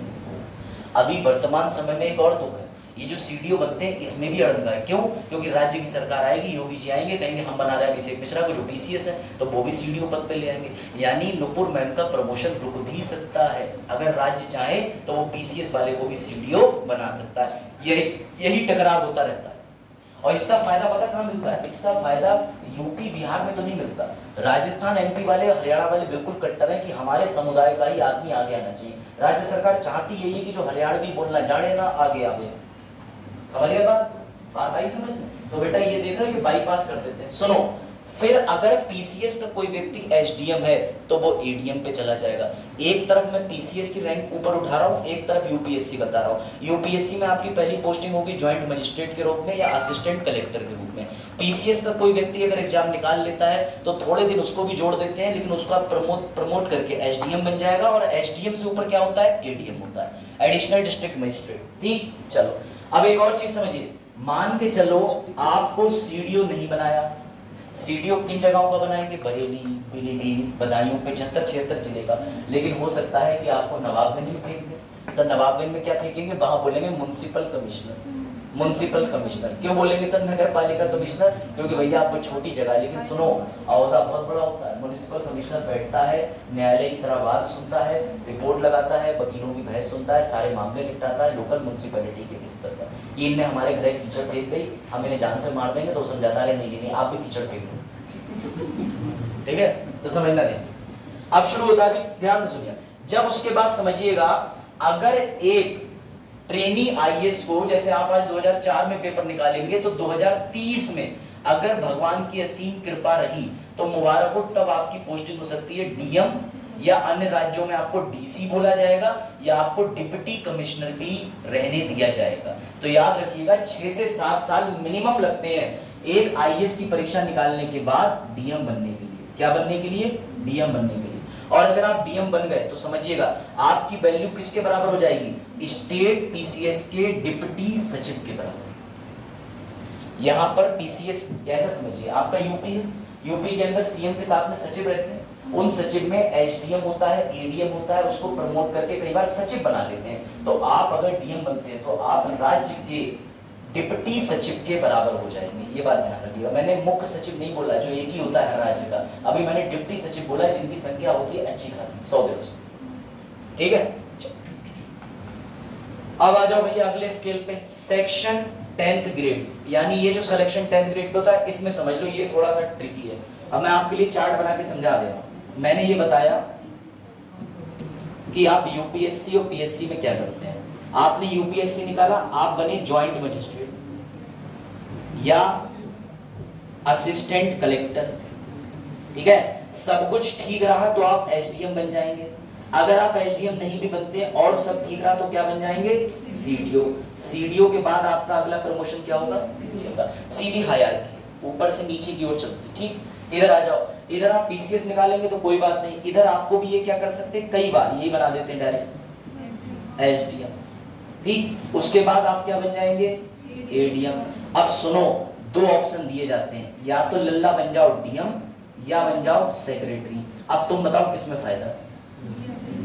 बेटा लोग डीएम बनने का पद छोड़ देते हैं, सचिव बनना चूज करते हैं, और जब सचिव बन जाते हैं तो अभी जो मैंने पीछे बताया फिर वो डिप्टी सेक्रेटरी बन के चले जाते हैं, क्योंकि फिर उनके अंडर में कई आईएएस आ जाते हैं। तो कई लोग जो स्टेट पीसीएस से जाते हैं वो डीएम नहीं बनना चाहते, वो सचिव बनने के लिए अच्छा मतलब रिक्वेस्ट कर लेते हैं। समझ गए, रिक्वेस्ट का अर्थ बहुत व्यापक है, समझ जाओ कौन कर रहा करप्शन। ठीक, तो बेटा ये पीसीएस प्रणाली काम करती है। अभी और मजा आएगा, अभी समझिएगा। उसके बाद अब समझिए, आप समझिए अगला प्रमोशन डीएम के बाद भी सुन लो, ये रहा यूपीएससी और ये रहा यूपीपीएससी। सर यहाँ पे समझ आ गया कि या तो डिप्टी सेक्रेटरी बन जाओ, यहाँ डीएम बन जाओ। अब इसके आगे इसको भी मौका मिलता है सेक्रेटरी बनने का, इसको डिप्टी के अलावा मिलता है स्पेशल सेक्रेटरी बनने का। ये चाहे तो डीएम ये पद ना लेके चला जाए डेपुटेशन। डेपुटेशन का मतलब होता है कि अब मुझे लोकसभा राज्यसभा भेज दो, या मुझे कहीं और किसी राज्य में भेज दो, मैं ऊब गया हूं उत्तर प्रदेश में काम करते करते, थोड़े दिन किसी और राज्य में काम करना है। तो ये 9 साल की सर्विस के बाद मिलता है। पुलकित सर को आई थिंक 9 साल हो गए थे, तो उन्होंने भी राज्य तो नहीं बदला लेकिन डिप्यूटेशन की डिमांड करी है उन्होंने, शायद अभी करी। अब उनका कुछ कैडर वेडर करके चेंज अभी चल रहा है सीन, हो गया। तो बेटा ये याद रखना कि अगर आप एक आईएएस बनने के बाद 9 साल या फिर आप 9 साल पूरे कर लेते हो बतौर डीएम रह करके, तो आपके पास डेप्यूटेशन में जाने का मौका होता है सेंट्रल गवर्नमेंट। या फिर आप चाहो तो आप भी बन सकते हो स्पेशल सेक्रेटरी, एक ही होता है पूरे राज्य का, सिर्फ एक राज्य का एक होता है। पीसीएस वाले इस मौके को गंवाना नहीं चाहते, भर भर के संदूक पहुंचते हैं, समझ सकते हो। तो भर भर की चीजें पहुंचती हैं, उसमें अपने ट्रैक रिकॉर्ड होते हैं, ईमानदारी के पर्चे होते हैं, बहुत ज्यादा लोगों से अच्छे से व्यवहार करे हुए की रिपोर्टें होती हैं, उसमें जो है पुलिस कार्रवाई की होती है, कुछ वीडियोस होती हैं, कुछ उनके खिलाफ चलाई गई बहुत अच्छी मुहिम होती है, कुछ उनके द्वारा जनता के खिलाफ करे हुए ऐसे कृत्य होते हैं। तो ये संदूकों से भरा जब पहुंचता है तब ये राज्य सरकार तय करती है कि भैया हमें इनमें से कौन ज्यादा काम का, कौन किसकी फाइल ज्यादा है, किसका बक्सा भारी है, वही हमारे ज्यादा काम का है। तो ऐसे करके ये चीज चेंज होती है। अभी और है, अभी 9 साल के बाद में तुम्हें लग रहा होगा कि ये करियर खत्म हो गया, लाइफ स्पैन नहीं बेटा। जब तुम 15 साल दे चुके होते हो तब तुम जाके बनते हो डायरेक्टर लेवल पर या ज्वाइंट सेक्रेटरी। ये क्या होता है समझना, समझना। सीबीएसई कौन चला रहा है,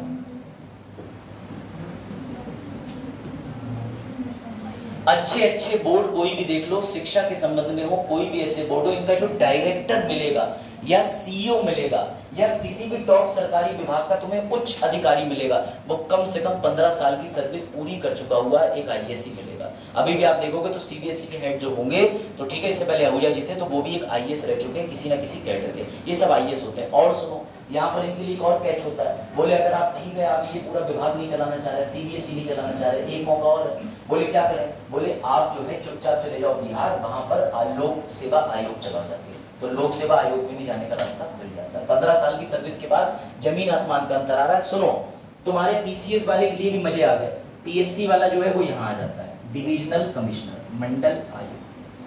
मंडल समझते हो, बरेली, शाहजहांपुर, बदायूं, पीलीभीत जोड़ के 18 डिवीजन है उत्तर प्रदेश में, हर एक डिवीजन का मतलब मंडल होता है। ऐसे 18 डिवीजन में भी चेंज देखने को मिलेगा, क्योंकि अब जिले कितने हो गए 76, तो जगह 1-2 में घटेगी बढ़ेगी, डिवीजन 18 ही रहेंगे।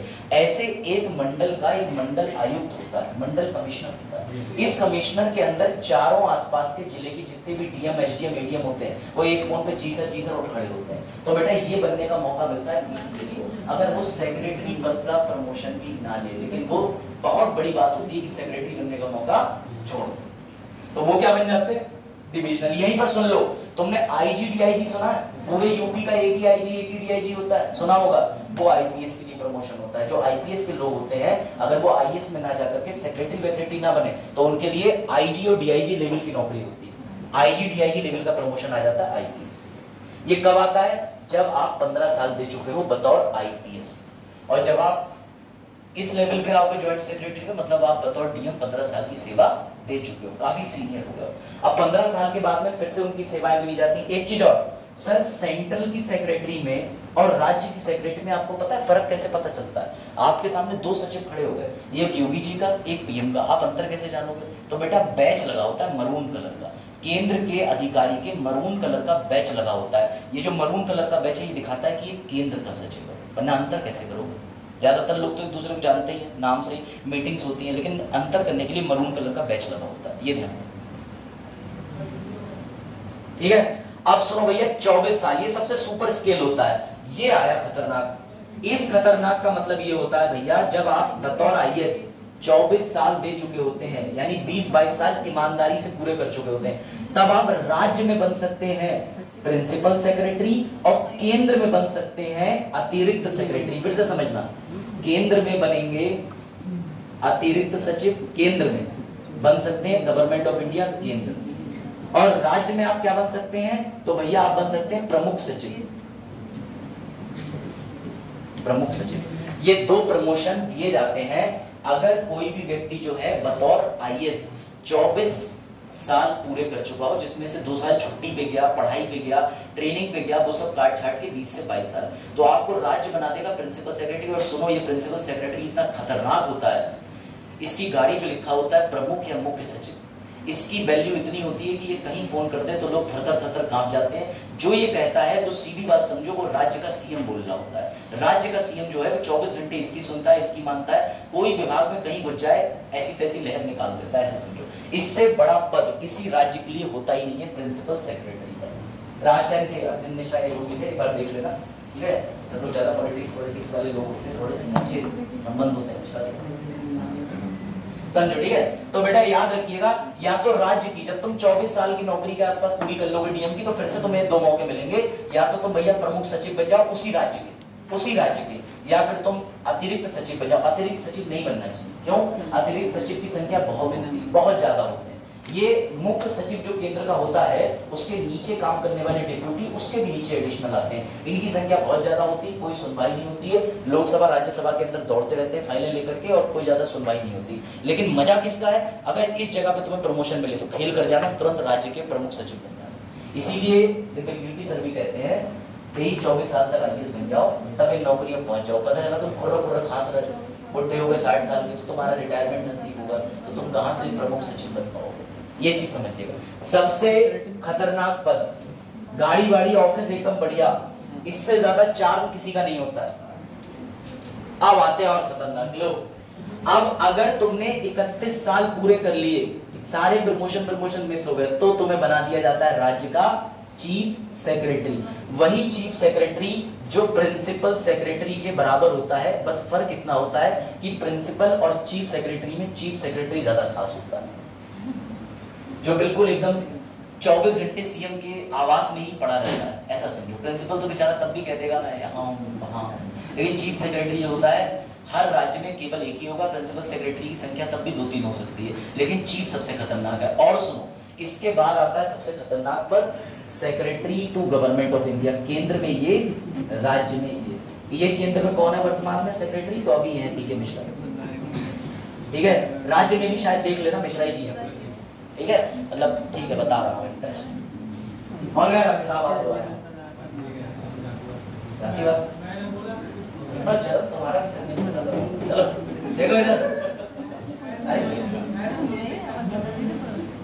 चलो बेटा, तो मैं बता रहा हूँ, केंद्र में सेक्रेटरी जो है वो समझ लो 31 साल की आईएएस की नौकरी पूरी कर चुके हैं, और सेक्रेटरी ये तो है ही। अभी तुम्हें क्या लग रहा है ये हायरार्की खत्म हो गई? नहीं, अभी इससे भी खतरनाक एक पद है पूरे भारत के अंदर। मतलब मैं तुम्हें बता रहा हूँ कि तुम्हें लगता है बस आईएएस बन गए, रील बनाने के लिए जीवन का उद्धार हो गया। 30 सेकंड की रील से कुछ नहीं होगा। अभी तुम 30 साल के करियर की बात करो, 30 सेकंड बनाम 30 साल, समझना। अभी इससे भी खतरनाक पद है। सर सारे पद खतरनाक लग रहा है। अभी कैसे ये आया कैबिनेट सेक्रेटरी। जब तुम अपनी सर्विस को कितने साल कर लोगे? वर्तमान में टीवी सोमनाथ, ठीक है, नियुक्ति हुई है अभी 30 अगस्त को 2024। ठीक है बेटा, सबसे कैबिनेट सेक्रेटरी की पूरे भारत में एक ही पोस्ट होती है। जो एक ही पोस्ट रखते हैं, चाहे सीजीआई हो, पीएम हो, प्रेसिडेंट हो, लोकसभा स्पीकर हो, राज्यसभा स्पीकर हो, वो सबसे खतरनाक लोग होते हैं। लेकिन सुनना ध्यान से, ये लोग जो होते हैं ये इन्हें भी इंस्ट्रक्शन दे सकते हैं। इनसे जस्ट नीचे एक खतरनाक पोस्ट है, secretary general Lok Sabha, secretary general Rajya Sabha. पता है ये क्या करते हैं? ये चुनाव करवाते हैं, ये चुनाव कराते हैं।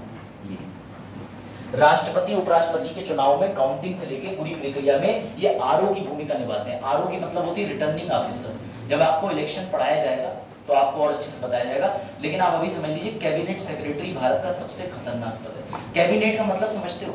कैबिनेट का मतलब जो पीएम के बिल्कुल पर्सनल चार है, जिसमें विदेश मंत्री होता है, वित्त मंत्री होता है, गृह मंत्रालय का मंत्री होता है और रक्षा मंत्री होता है। ये कैबिनेट बनाते हैं। कैबिनेट इतनी खतरनाक होती है, चार लोगों से मिलकर बनती है, जिनसे पीएम हर समय एडवाइस देते रहते हैं। यानी कैबिनेट, अब ऐसे सोचो, ये एक पोस्ट होती है कैबिनेट सेक्रेटरी की, जो सभी मंत्रियों को खुद राय दे रहा है। अरे सर डिफेंस में ऐसा क्यों कर रहे हो, ऐसा करना चाहिए। अरे फाइनेंस में ऐसा क्यों कर रहे हो। तो इतना खतरनाक आदमी होता है, इसकी कितनी पावर होती है, दिमाग लगाओ। मतलब आप पीएम की अगर पावर देखते हो तो उनसे भी ज्यादा ये खतरनाक पद है बेटा। जो 60-60, 65-65 साल की नौकरी करने के बाद फिर सरकार ने ले लिया, आ जाओ सचिव बनो, सचिव प्रमोशन करेंगे तुम्हारा प्रमोशन। यहाँ तक पीसीएस नहीं पहुंच पाते, यहाँ तक तुम पहुंचते हो, यहाँ तक तुम्हारी औकात। ये सबसे बड़ी बात है। एक्स्ट्रा ऑर्डिनरी पीसीएस भी यहाँ तक नहीं जाएगा। प्रिंसिपल सेक्रेटरी, सेक्रेटरी बनके करियर खत्म, खाली यूपीएससी के लिए रास्ता खुला है कैबिनेट सेक्रेटरी के पद तक जाने का। सबसे खतरनाक रास्ता यही होता है। अब तुम ये ध्यान रखना, अगर तुम इस पद तक पहुंच गए तो बस, इससे ऊपर भारत में कोई पद है नहीं। और एक बार ये देख लीजिए, बड़ा इंटरेस्टिंग चीज है। बहुत से लोगों को ये लगता है, सुनना जरा ध्यान से, कि आईएफएस ही विदेश जाते हैं। नहीं, हो सकता है एक आईएफएस अपनी पूरे जीवन को दिल्ली के अंदर बैठ के, ठीक है, सुषमा स्वराज के संस्थान में काट दे, ट्रेनिंग एकेडमी में। ठीक है, दिल्ली के अंदर होती है आईएफएस की ट्रेनिंग एकेडमी, का नाम है Sushma Swaraj training academy.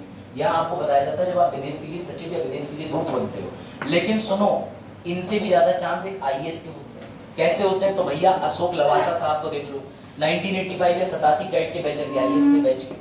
IAS बनने के बाद में अपना अच्छे से काम करा, सरकार के लिए सचिव रहे, सब कुछ रहे।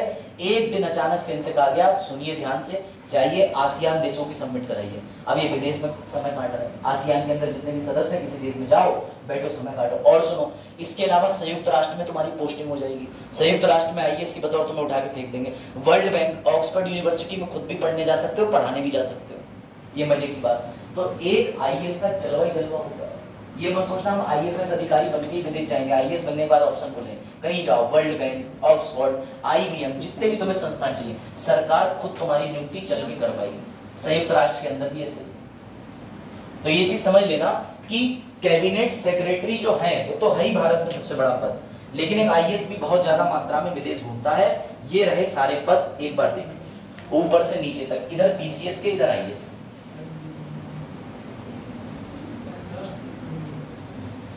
इसमें सबसे नीचे, सबसे आप पीसीएस में क्या बनोगे? एडीएम, वो एसडीएम, एडीएम, डीएम, डीएम के बाद और बड़े सीनियर डीएम, डिविजनल, मंडल आयुक्त, फिर से डिविजनल कमिश्नर, इसके बाद कुछ नहीं, फिर सेक्रेटरी का दर्जा शुरू हो जाएगा। उसके बाद यहां आप क्या बन सकते हो? Assistant secretary, under, deputy, director, joint, additional, उसके बाद सेक्रेटरी, और सबसे ऊंचा पद कौन सा है? Cabinet secretary. ये प्रणाली है। बगल में एक आईएएस का पूरी जीवन शैली है, बगल में पीसीएस की। और इनकी मैक्सिमम जो तनख्वाह पहुंचती है 2.5 लाख प्लस गाड़ी, बंगला, मकान, 159 लीटर तेल प्रति माह वाहन चलाने के लिए। एक बैरल में 159 लीटर मिलता है, तो 159 लीटर तेल मिलता है, पेट्रोल मिलता है, आराम से घूमिए। 20 मोबाइल भी रखेंगे, 20 सिम रखेंगे, सब भी चलेगी। लैपटॉप मिलेगा, एप्पल का हाईटेक एप्पल फोन मिलेगा, जो कार मांगोगे वो कार मिलेगी। इस लाइन में आने के बाद जिससे जो मांगोगे वो मिलेगा। ठीक है, तो बेटा फील करो, चालू मतलब इस चीज को समझो कि तुम ऐसी प्रशासनिक सेवाओं में जाना चाह रहे हो जिसका इतना खतरनाक भविष्य है। अच्छा, एक दिन बतौर आईएएस के अपने जीवन में जी के देखो, अपने आप को सोच के देखो कि क्या मैं खुद हूं, खुद अन्याय कर रहा हूं। ऐसा तो नहीं अपने साथ खुद अन्याय कर रहा हूं, मुझे बनना है आईएएस और पता चला हरकतें मेरी ग्रुप डी के एग्जाम वाली भी नहीं। तो भैया एक दिन कभी अपने आप के अंदर चेंज लाके तो देखो, क्योंकि तुम लोग अभी इस एज में हो, तुम्हें 30 सेकंड के अंदर विचार बना लेते हो।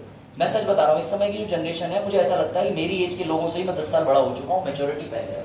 क्योंकि जब मैं उन्हें देखता हूँ बड़ा अफसोस होता है। इंस्टाग्राम रील, अंधभक्त, उसके अलावा और सब चीजें, और आपस में कोई भी चल रहा है इंटरेक्शन, मतलब एग्जाम तो छोड़ो, अपने पर्सनल जीवन के अंदर आपकी सोच का स्तर जो है मेरे समझ नहीं पा रहा हूँ। मैं इस बार के बैच में पूरी क्लास में ये नहीं समझ पा रहा हूँ कि बच्चा कोई आईएएस आईपीएस की तरफ डेडिकेटेड नहीं। सबसे अच्छा बैच जो यहाँ पे चला वो पुलकित सर के टाइम में था, या पता नहीं वो क्या, जब भरत और बाकी बैच में सार्थक, यहीं से बच्चा जेएनयू में गया हुआ है, इस समय वर्तमान में जेएनयू में कर रहा है कोर्स, यूजीसी नेट निकाला। भरत अभी मिस कर गया 0.02 से उत्तराखंड एग्जाम के अंदर। ऐसे बच्चे इस बैच से निकले, वो भी कनिष्ठ सहायक में टाइपिंग दे रहा है, कई मेंस उसने भी दिए, यूपीएससी दिया। तो ऐसे ऐसे बच्चे इस बैच से यहाँ से निकले, लेकिन इस बार सीरियसनेस नहीं दिख रही। वो कैसे नहीं दिख रही? छुट्टी के बहाने हमारे पेपर थे, समझ आता, हम बीमार थे, वो भी बीमार थे, सब बीमार थे। तो ये गंभीरता जो है नहीं तुम्हारे अंदर। आगे के जो भी लेक्चर कंटिन्यू होंगे, मंडे से जो भी टीचर आएंगे, मेरा तो आज लास्ट लेक्चर है, मैं तो आऊंगा तो मैं सैटरडे मुंह दिखाई करके, मेरा पॉलिटी का कोर्स हो रहा है। पहले कोर्स जो होता था वो ऐसे होता था कि हफ्ते में 2 या 3 क्लास चलती थी, अब पूरे हफ्ते चलेंगे तो 50-55 क्लासेस फ्लो में होगी, ठीक है। अरे मैं और दूसरी जगह भी पढ़ा रहा हूँ, ऐसा नहीं है, सकता है लखनऊ में तुम्हारी अगली क्लास स्मार्ट बोर्ड पे ले हो, ठीक। तो मेन बात क्या है कि अगर तुम्हें थोड़ी गंभीरता और सीरियसनेस अपने अंदर लानी है तो मेरे कहने पे नहीं, एक बार खुद किसी आईपीएस के जीवन, किसी सीनियर से मिलो, एक दिन समय निकाल के चले जाओ डीएम के पास, मिली भी कहो सर मुझे इंस्पायर बहुत ज्यादा, मुझे बताइए, उनको देखो जीवन शैली, लेकिन आप खुद में सुधार ही नहीं लाना चाहते। और ईगो इतना है कि अगर आपसे कोई बात कहे तो ऐसी टिप्पणी ले जाएंगे बिल्कुल जैसे हत्या करते हैं सामने वाले।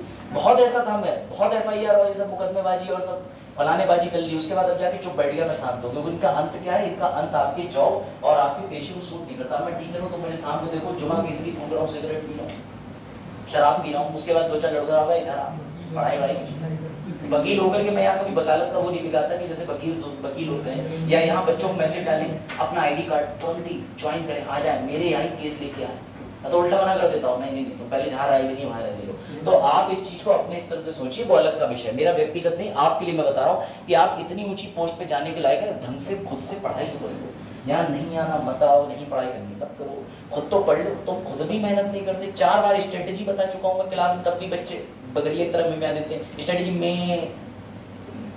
बहुत अफसोस होता है, हम माइक से जब भी बात करते हैं तो हमें ये लगता है सर हम कम से कम कुछ एक लेवल तो अचीव कर गए, भले ही अभी नहीं बने हैं, अभी कम से कम हमारे पास टाइम है, हो सकता है एग्जाम में की चैनल बन जाए, लेकिन अभी आप लोगों को मुझे गंभीरता दिखती है, मुझे कुछ और ही दिखता है, उज्जवल भविष्य छोड़ो, पहले गड्ढे दिखता है, ऐसे गलत में जाते हैं। तो भैया थोड़े गंभीर हो जाओ, इतनी सेवाएं कर लो, यही मोटिवेशन है और कुछ नहीं है ना। बुढ़ा कर अपनी बहन को पढ़ ले, तुम भी यही हो क्लास में, ठीक है।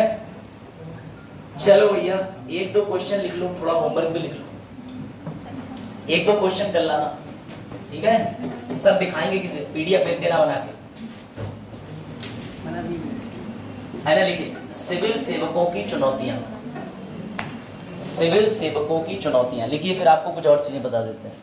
हाँ भी है, 10 मिनट और क्लास, 1:20 में छोड़ देंगे, मतलब 10:20, 1:20 का मतलब 1 घंटा 20 मिनट, उससे होने में भी 12 मिनट है, तो 10-12 मिनट में 1-2 क्वेश्चन लिख लीजिए। देखिए सिविल सेवकों की चुनौतियां बताएं, सिविल सेवकों की चुनौतियां बताएं। बाकी मैं थोड़ा सा आपातकाल आपको बता दूं क्या? चलो बता दें, कल इमरजेंसी वाला लिए थे ना एमसीक्यू, सिविल सेवकों से संबंधित आपातकाल बताएं, वो सॉरी चुनौतियां बताएं, सिविल सेवकों से संबंधित चुनौतियां बताएं। चुनौतियां आपको लिखनी है, आपको प्रैक्टिकल लिखिएगा, ये तो ऐड करिएगा, और गंभीर हो जाओ, समझ रहे हो, वरना ठोकरे खाओगे मेरी तरह 28 साल की उम्र तक, इधर उधर घूमोगे, ये वाली परीक्षा भी दे ये भी दे दें, इसलिए सीरियस हो जाओ। हम लोग गलती करें तभी तो यहाँ टिके, तभी तो सुनते रहते हैं, वेद प्रकाश जी आते हैं फोटो खींच के ले जाते। चलो हाँ क्या हुआ, पिछली बार कितनी बताई, पिछले बैच में सबसे पहले में 28 बताई, हाँ तो 20 साढ़े 28। तुम मत सोचो, तुम तो कुछ भी मत सोचो, तुमने कल डिनर करा दिया मुझे, है ऐसी किसी बात है सोच के, मैं तुम्हारे गाँव क्यों हूँ भला भैया। चलो अब तुम बुलाओ कोई सेवा निकालो तो भी पता चले चरण के घर जाए, इनके पापा हमारी क्लास लगा दें, तुम वो इनके मास्टर। ये तो परसों बकरी से पूछे थे आपातकाल लगाओ काम ये सब पढ़ाते हो, तो भैया तुम कोई ऐसा अचीवमेंट लाओ, बैठ परीक्षा में नंबर अच्छे लाओ, बीपीओ परीक्षा दो, कुछ और अच्छा करो, तो तुम्हारे घर आएगी, पता चले उसी दिन घर पहुंचे, उसी दिन की लड़की वाले शिकायत कर रहे हैं हमारे गाँव से निकट समय फूल फेंक गए घर। चलो तो पहले लिख लिया क्वेश्चन, सिविल सेवकों के लिए चुनौती। अगला अगला एआरसी रिपोर्ट आप लिखें, एआरसी की 2 रिपोर्ट है, फर्स्ट और सेकंड। इसको आप लिखें भले ही ना, इसको पढ़ लीजिएगा, मेरा आपसे आग्रह है, कोई भी एक बार YouTube वीडियो देख लीजिएगा, लेकिन एआरसी रिपोर्ट पढ़ लीजिएगा। यहाँ लेक्चर ही नहीं है एआरसी का, अगर एआरसी पे होता तो मैं जरूर लेक्चर लेता, एआरसी रिपोर्ट नहीं होगा तो ऑनलाइन तब भी पढ़ा दूंगा, लेकिन इस हफ्ते के बाद। एआरसी इसे क्या है, एडमिनिस्ट्रेटिव सुधार समिति की 2 रिपोर्ट आई थी, एक 97-96 में, एक 2005 में, ठीक है, संथानम समिति की सिफारिश पे। हाँ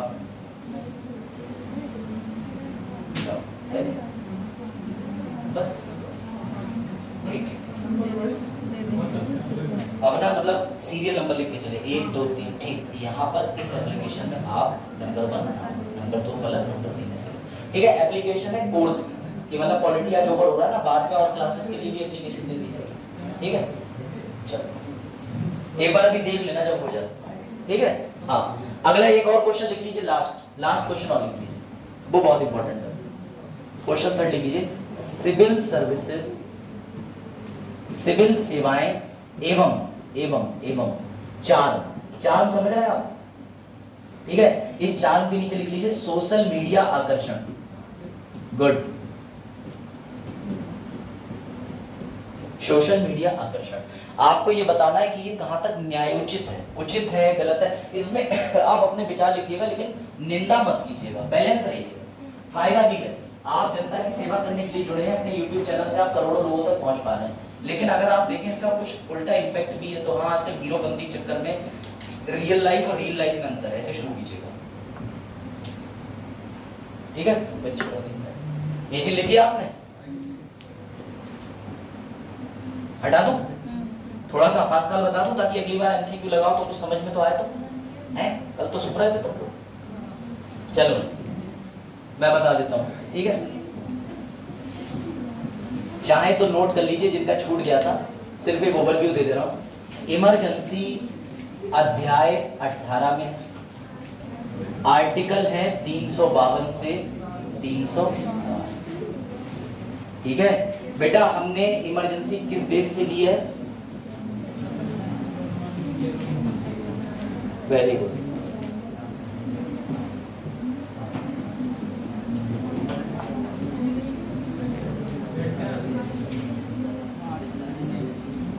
है ना, जर्मनी के कौन से संविधान से? वाइमार कॉन्स्टिट्यूशन से, ठीक है। समझना ध्यान से। हमारे यहाँ क्या है, हमारे यहाँ आपातकाल प्लस बचाव प्रावधान दोनों है।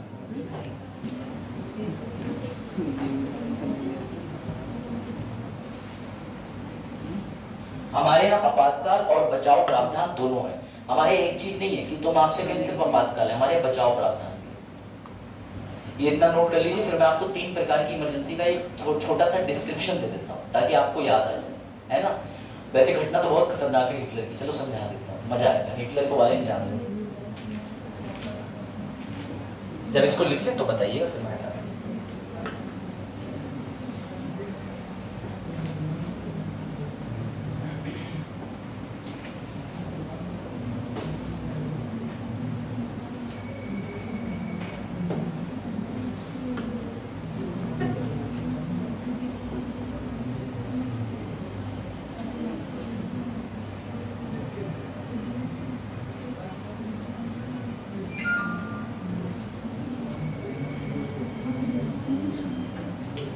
लिख लिया? अब सुनना जरा ध्यान से। आप सब हर बार कहते हो कि इंदिरा गांधी जी ने आपातकाल लगाया, नहीं। सबसे पहले तुम्हें हिटलर को समझना होगा, ठीक है। समझना हिटलर कौन था। जर्मनी के अंदर एक खतरनाक व्यक्ति था। अब ये स्टोरी सुनना तुम बड़ा इंटरेस्ट आएगा, ध्यान से सुनना, ठीक है। चलो भाई, पिन ड्रॉप साइलेंस रखना और स्टोरी सुनना हिटलर की। हिटलर ध्यान से सुनना बेटा। हिटलर जर्मनी में रहता था और कहा जाता है कि हिटलर यहूदियों का सबसे बड़ा दुश्मन था। यहूदी समझते हो सर, जो इजराइल में रहते हैं, ज्यूइश पीपल, जैसे जिनमें से एक है बेंजामिन नेतान्याहू, पता है ना आपको, इजराइल के अंदर, समझना। तो बेटा हिटलर ने कत्लेआम मचा रखा था, ये ज्यूइश को मारता रहता था। अब जब ये ज्यूइश को मारता रहता था तो जर्मनी के अंदर क्या हुआ, ध्यान से सुनना। जर्मनी के अंदर जो सरकार थी, जर्मनी के अंदर सरकार गिर गई, और सरकार गिरने के साथ ही जर्मनी के अंदर हिटलर को एक सबसे बड़ा फायदा ये मिल गया। हिटलर की अपनी एक पॉलिटिकल पार्टी थी जिसका नाम था नाजी पार्टी। कौन सी पार्टी? हिटलर ने अपनी नाजी पार्टी को आगे बढ़ाया और जो जर्मनी की सरकार फेल हुई थी, इसने चुनाव लड़ा और दिनांक याद रखना 30 जनवरी 1933 को हिटलर बन गया जर्मनी का चांसलर। और जब हिटलर जर्मनी का चांसलर मिला, यानी कि जो भारत में पीएम के बराबर दर्जा होता है, तो इसने 2/3 यहूदियों को पूरे विश्व से गायब कर दिया। इतना कत्लेआम मचाया। उस घटना का जिक्र है इतिहास में जिसे होलोकॉस्ट के नाम से जाना जाता है। इसने सभी का सफाया कर दिया। यही ये नहीं रुका, जर्मनी एक लोकतांत्रिक देश है। जर्मनी के लोगों ने कहा हिटलर या तो तुम ये सब नरसंहार बंद कर दो, वरना मजबूरी है कि हमें तुम्हें कुर्सी से हटाना पड़ेगा। हिटलर तो हिटलर था। हिटलर बोला मैं कैसे मान जाऊं। लेकिन बेटा फिर हिटलर ने जूइस के कत्लेआम मचाने के लिए वकीलों को हायर करा मेरी तरफ, और वकीलों से ये कहा कि मैं तो इस पद पर बैठा ही इसीलिए था कि मुझे यहूदियों की हत्या करनी है। वकील बोले बिल्कुल कीजिए।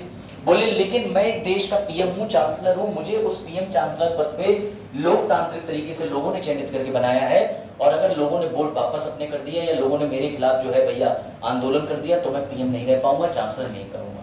तो वकीलों ने इसको सलाह दी कि जर्मनी के संविधान का एक आर्टिकल है, आर्टिकल नंबर 48, ये जर्मनी के संविधान का है, जर्मनी का। इसमें लिखा है कि जब भी जर्मनी के अंदर आंतरिक अशांति होगी, तब जर्मनी में क्या लागू करा जा सकता है? आपातकाल। बेटा हिटलर को यह बात समझ में आ गई।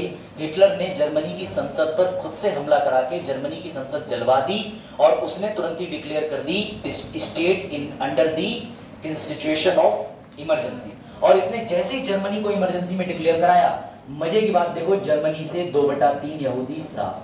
और इसी बीच में बेटा 1939 में द्वितीय विश्व युद्ध शुरू हो गया था, और कहा जाता है 1945 तक हिटलर ने इतने निर्मम अत्याचार करे यहूदियों पे जिसकी घटनाएं आपने पढ़ी होगी। हाथ उखेड़ के पैर में जोड़ दिया, गैस चैम्बर में डाल दिया, छोटे छोटे बच्चों को जिंदा शरीर नोच नोच के बाकी फौजियों के और भेड़ियों के सामने डाल दिया। इसने इतना नरसंहार मचाया था कि यहूदी आबादी को ढूंढता था, लोग घरों के नीचे बेसमेंट बना के छिपते थे, ये टीम भेजता था, स्क्वाड भेजता था, इतना कत्लेआम बनाया। बेटा इसकी इस घटना को कोई रोक नहीं आया। और सुनना जरा ध्यान से, 1945 में द्वितीय विश्व युद्ध खत्म हुआ और एक महत्वपूर्ण घटना घटी 1946 की। सुनना, 1946 में हमारी संविधान सभा का गठन हुआ, और पहले दिन हम लोग जब बैठे तो बाबा साहब ने संविधान लिखना शुरू किया। संविधान के अंदर उन्होंने पढ़ा भाग 18 अध्याय 18 अनुच्छेद 352 360 आपातकाल। तो बेटा पूरी संसद सभा के 176 के 76 लोग काम गए। बोले बाबा साहब आप ये क्या कर रहे हो? आप उस चीज की बात कर रहे हो जिसने हिटलर ने जर्मनी के अंदर, पूरे यूरोप के अंदर इसने 2/3 यहूदी साफ कर दिए, और 9 दिसंबर 1946 को आप वही बात कर रहे हो। तो बाबा साहब ने कहा पहले पूरी बात सुन तो दो। आपातकाल हमारे यहाँ इसलिए भी जरूरी है क्योंकि उत्तर प्रदेश, बिहार और जितने भी राज्य हैं, ये राज्य अपनी मर्जी से नहीं आए, इन्हें जोड़ा गया है। सरदार वल्लभ भाई पटेल जी ने डंडा दिखा दिखा के कि हमारे में जुड़ जाओ, विलय कर लो। बड़ी मुश्किल से तो हम विलय कर पाए। ऐसे में अगर ये कभी भागने की सोचेंगे तो हम आपातकाल लगा करके इनको रोक तो लेंगे, सारी शक्ति केंद्र के पास तो रहेगी। तो उन्होंने कहा बात तो ठीक है। बोले लेकिन हिटलर की तरह हो गया तो, कोई सन की पीएम कुर्सी पे आ गया, सबको मार डाला तो बोले इससे रोकने के लिए हम अपने संविधान में आपातकाल के साथ डालेंगे बचाव प्रावधान। क्या डालेंगे? बचाव प्रावधान। इसलिए बेटा ये सवाल बनता है भारत के संविधान में आपातकाल में क्या भिन्नता है? तो हमारे यहाँ सिर्फ आपातकाल के प्रावधान नहीं है, उसमें बचाव के भी प्रावधान है। बात आई समझ में? चलो भाई अब सीधे 3 तरीके के आपातकाल देख लेते हैं। इंदिरा गांधी वाला केस में कई बार बता चुका हूँ। 12 जून 1975 को राजनारायण के खिलाफ मुकदमा हार गई, उन्हें पीएम पद से इस्तीफा देने की नौबत आ गई। सुप्रीम कोर्ट जा सकती थी, गई नहीं। रात में उन्होंने आंदोलन के चलते इमरजेंसी घोषित कर दी। फखरुद्दीन अली साहब उस समय देश के राष्ट्रपति थे। अब 3 प्रकार के आपातकाल लिख लीजिए, 352, 356, 360। अभी आपसे एक सवाल पूछता हूँ, घूम जाओगे। पहला है राष्ट्रीय आपातकाल, अगला है राष्ट्रपति शासन, और अंत में आता है वित्तीय आपातकाल। ठीक है,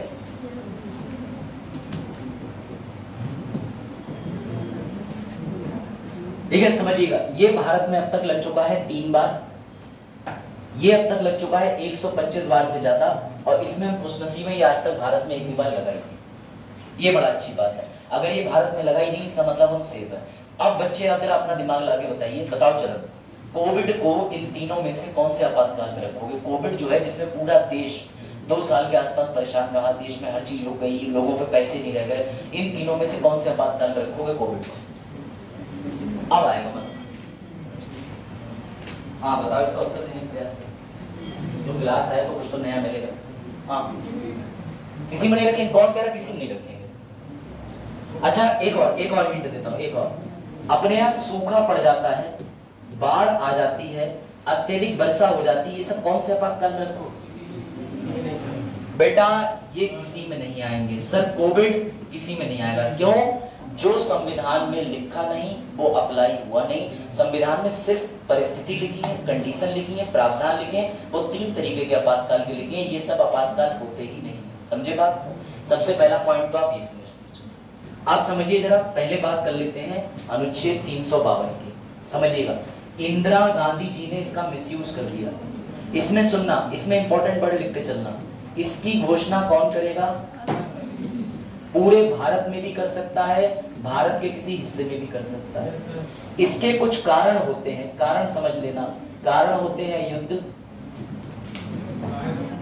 बाह्य आक्रमण, पहले क्या था? आंतरिक अशांति। इस पे गोला कर लेना, गोला, ठीक है? और समझना, इसको कैसे रोका जा सकता है? राष्ट्रपति द्वारा।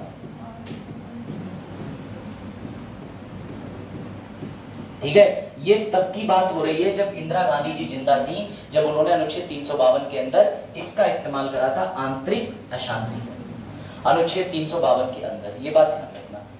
लेकिन मजे की बात क्या थी, उसके बाद एक व्यक्ति आया, 1977 में सरकार बदली और जन्म हुआ नई सरकार, मोरारजी देसाई तो पुराने थे, ठीक, और ये क्या बन गए देश के? जब ये पीएम बने तो इन्होंने कहा कि हमारे संविधान में अभी भी कुछ दिक्कत है और मैं इंदिरा जी की कुछ चीजों को बदलने का प्रयास करूंगा। तो इन्होंने इंदिरा जी की कुछ चीजों को बदलने का प्रयास करा। इन्होंने ये तो यथावत रहने दिया कि घोषणा कौन करेगा, ठीक। उसके बाद भारत के हिस्से पे ये भी रहने दिया। अब इन्होंने यहाँ पे कुछ बदलाव करा, युद्ध रहने दिया, बाह्य आक्रमण रहने दिया, और मजे की बात यह है कि इन्होंने आंतरिक अशांति को काट के कर दिया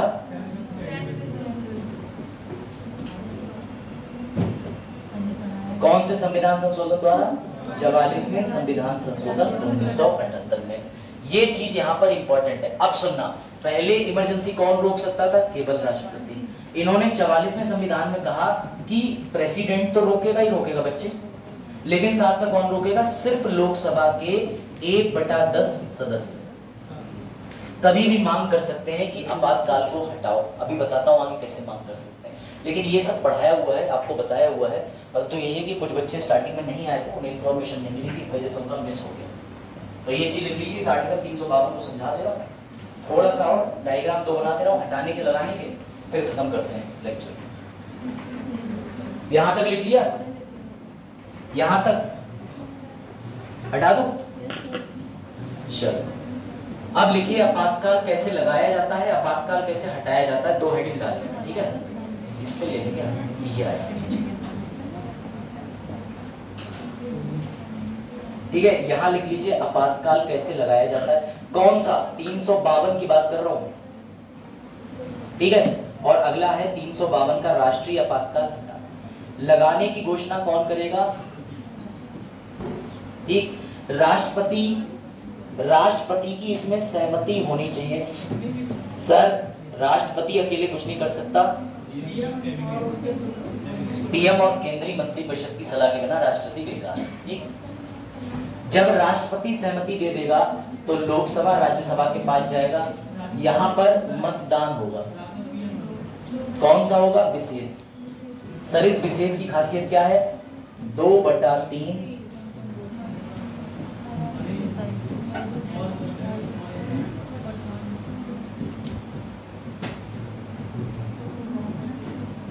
ठीक है? सेम यहां भी होगा।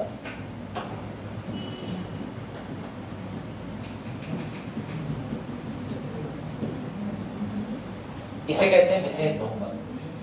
तब तक आपातकाल नहीं लगेगा, ये सेम होता है। राज्यसभा में अलग, लोकसभा में अलग। लोकसभा जिंदा नहीं है तो राज्यसभा ही विशेष बहुमत पारित करोगे, काम हो जाएगा।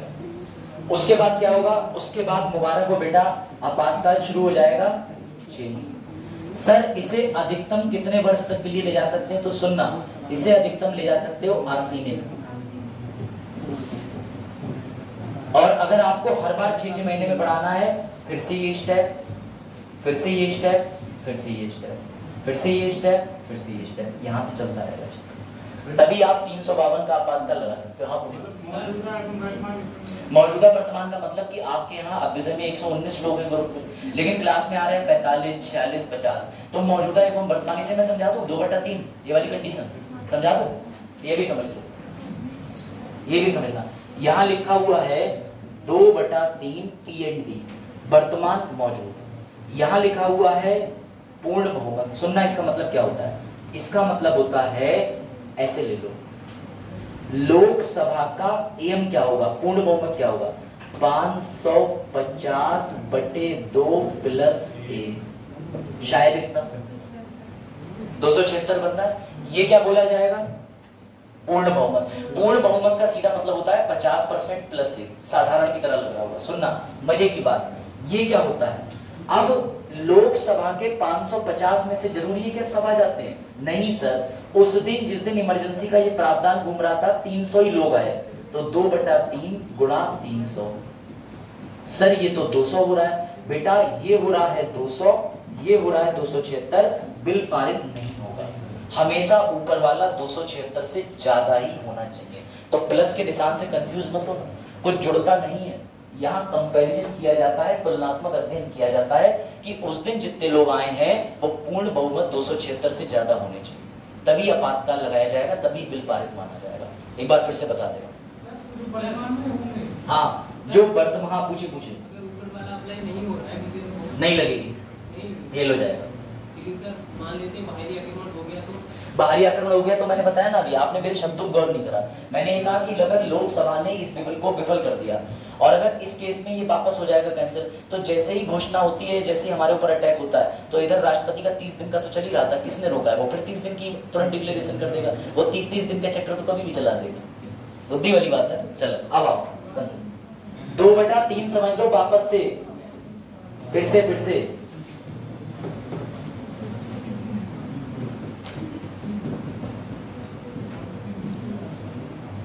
ये प्लस का मतलब यहां पर तुलना करना है, कंफ्यूज मत होना। उसके बाद आता है पूर्ण बहुमत। मैं बड़े आसानी से आपको अच्छे से समझा रहा हूं, इसे बोलते हैं एब्सोल्यूट मेजॉरिटी। ठीक है, पहले मैं आपको समझा दे रहा हूं ये एम। एब्सोल्यूट मेजॉरिटी क्या होती है?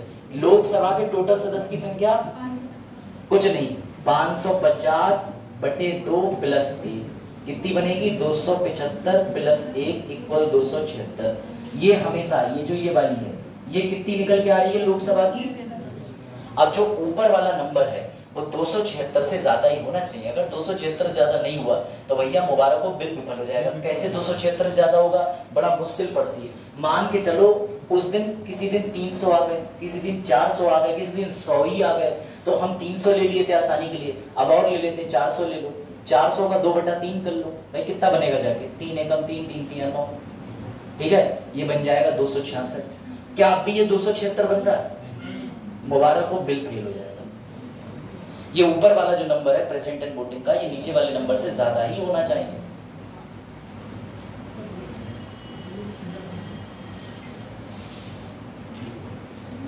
ठीक, जाओ चले जाओ,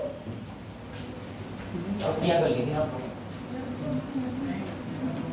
पल। हाँ क्या हो रहे हैं लोग? सर के अच्छा, जिसके पापा बेटा ये चीज समझ में आई। 266 और 276 आप समझ गए तुलनात्मक अध्ययन। बेटा ये अगर 266 जो है, अगर ऊपर मान के चलो ये हो गया 296, अब बिल पास हो जाएगा? सर बिल्कुल हो जाएगा। 276 से ये संख्या क्या है? यही होता है, ये कठिन होता है। इमरजेंसी लगाना बहुत कठिन बनाया गया है जानबूझ के, तभी तो हम कहते हैं कि हमारे यहाँ सेफ गार्ड है। अब हटाने का भी सुन लो, हटाने का अधिकार 2 ही लोगों को है। पहला, आप पूछो।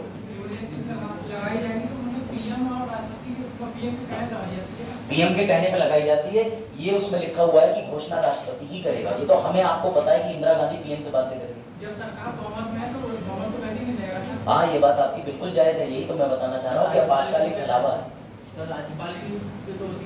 राज्यपाल को अलग है, वो 356 वाला है, वो दूसरा वाला है। मैंने राष्ट्रपति शासन लिखवाया है, उसमें राज्यपाल की रिपोर्ट होती है। अब इसको देख लो, हटाना। हाँ, किसमें लगाया जाता है? 365 वाली जो रिपोर्ट होती है गवर्नर की, उससे 356, कल ही वीडियो में समझाया। देखा था 1/10 सदस्य, यानी कि सर 550 के 1/10 इक्वल 55। 55 लोग जाएंगे। अगर लोकसभा जिंदा है तो ये किसके पास जाएंगे? लोकसभा के अध्यक्ष के पास। मान लो लोकसभा जिंदा नहीं है तो किसके पास जाएंगे? राष्ट्रपति के पास। बात आई समझ? और राष्ट्रपति कितने दिन में मीटिंग कराएगा? 14 दिन।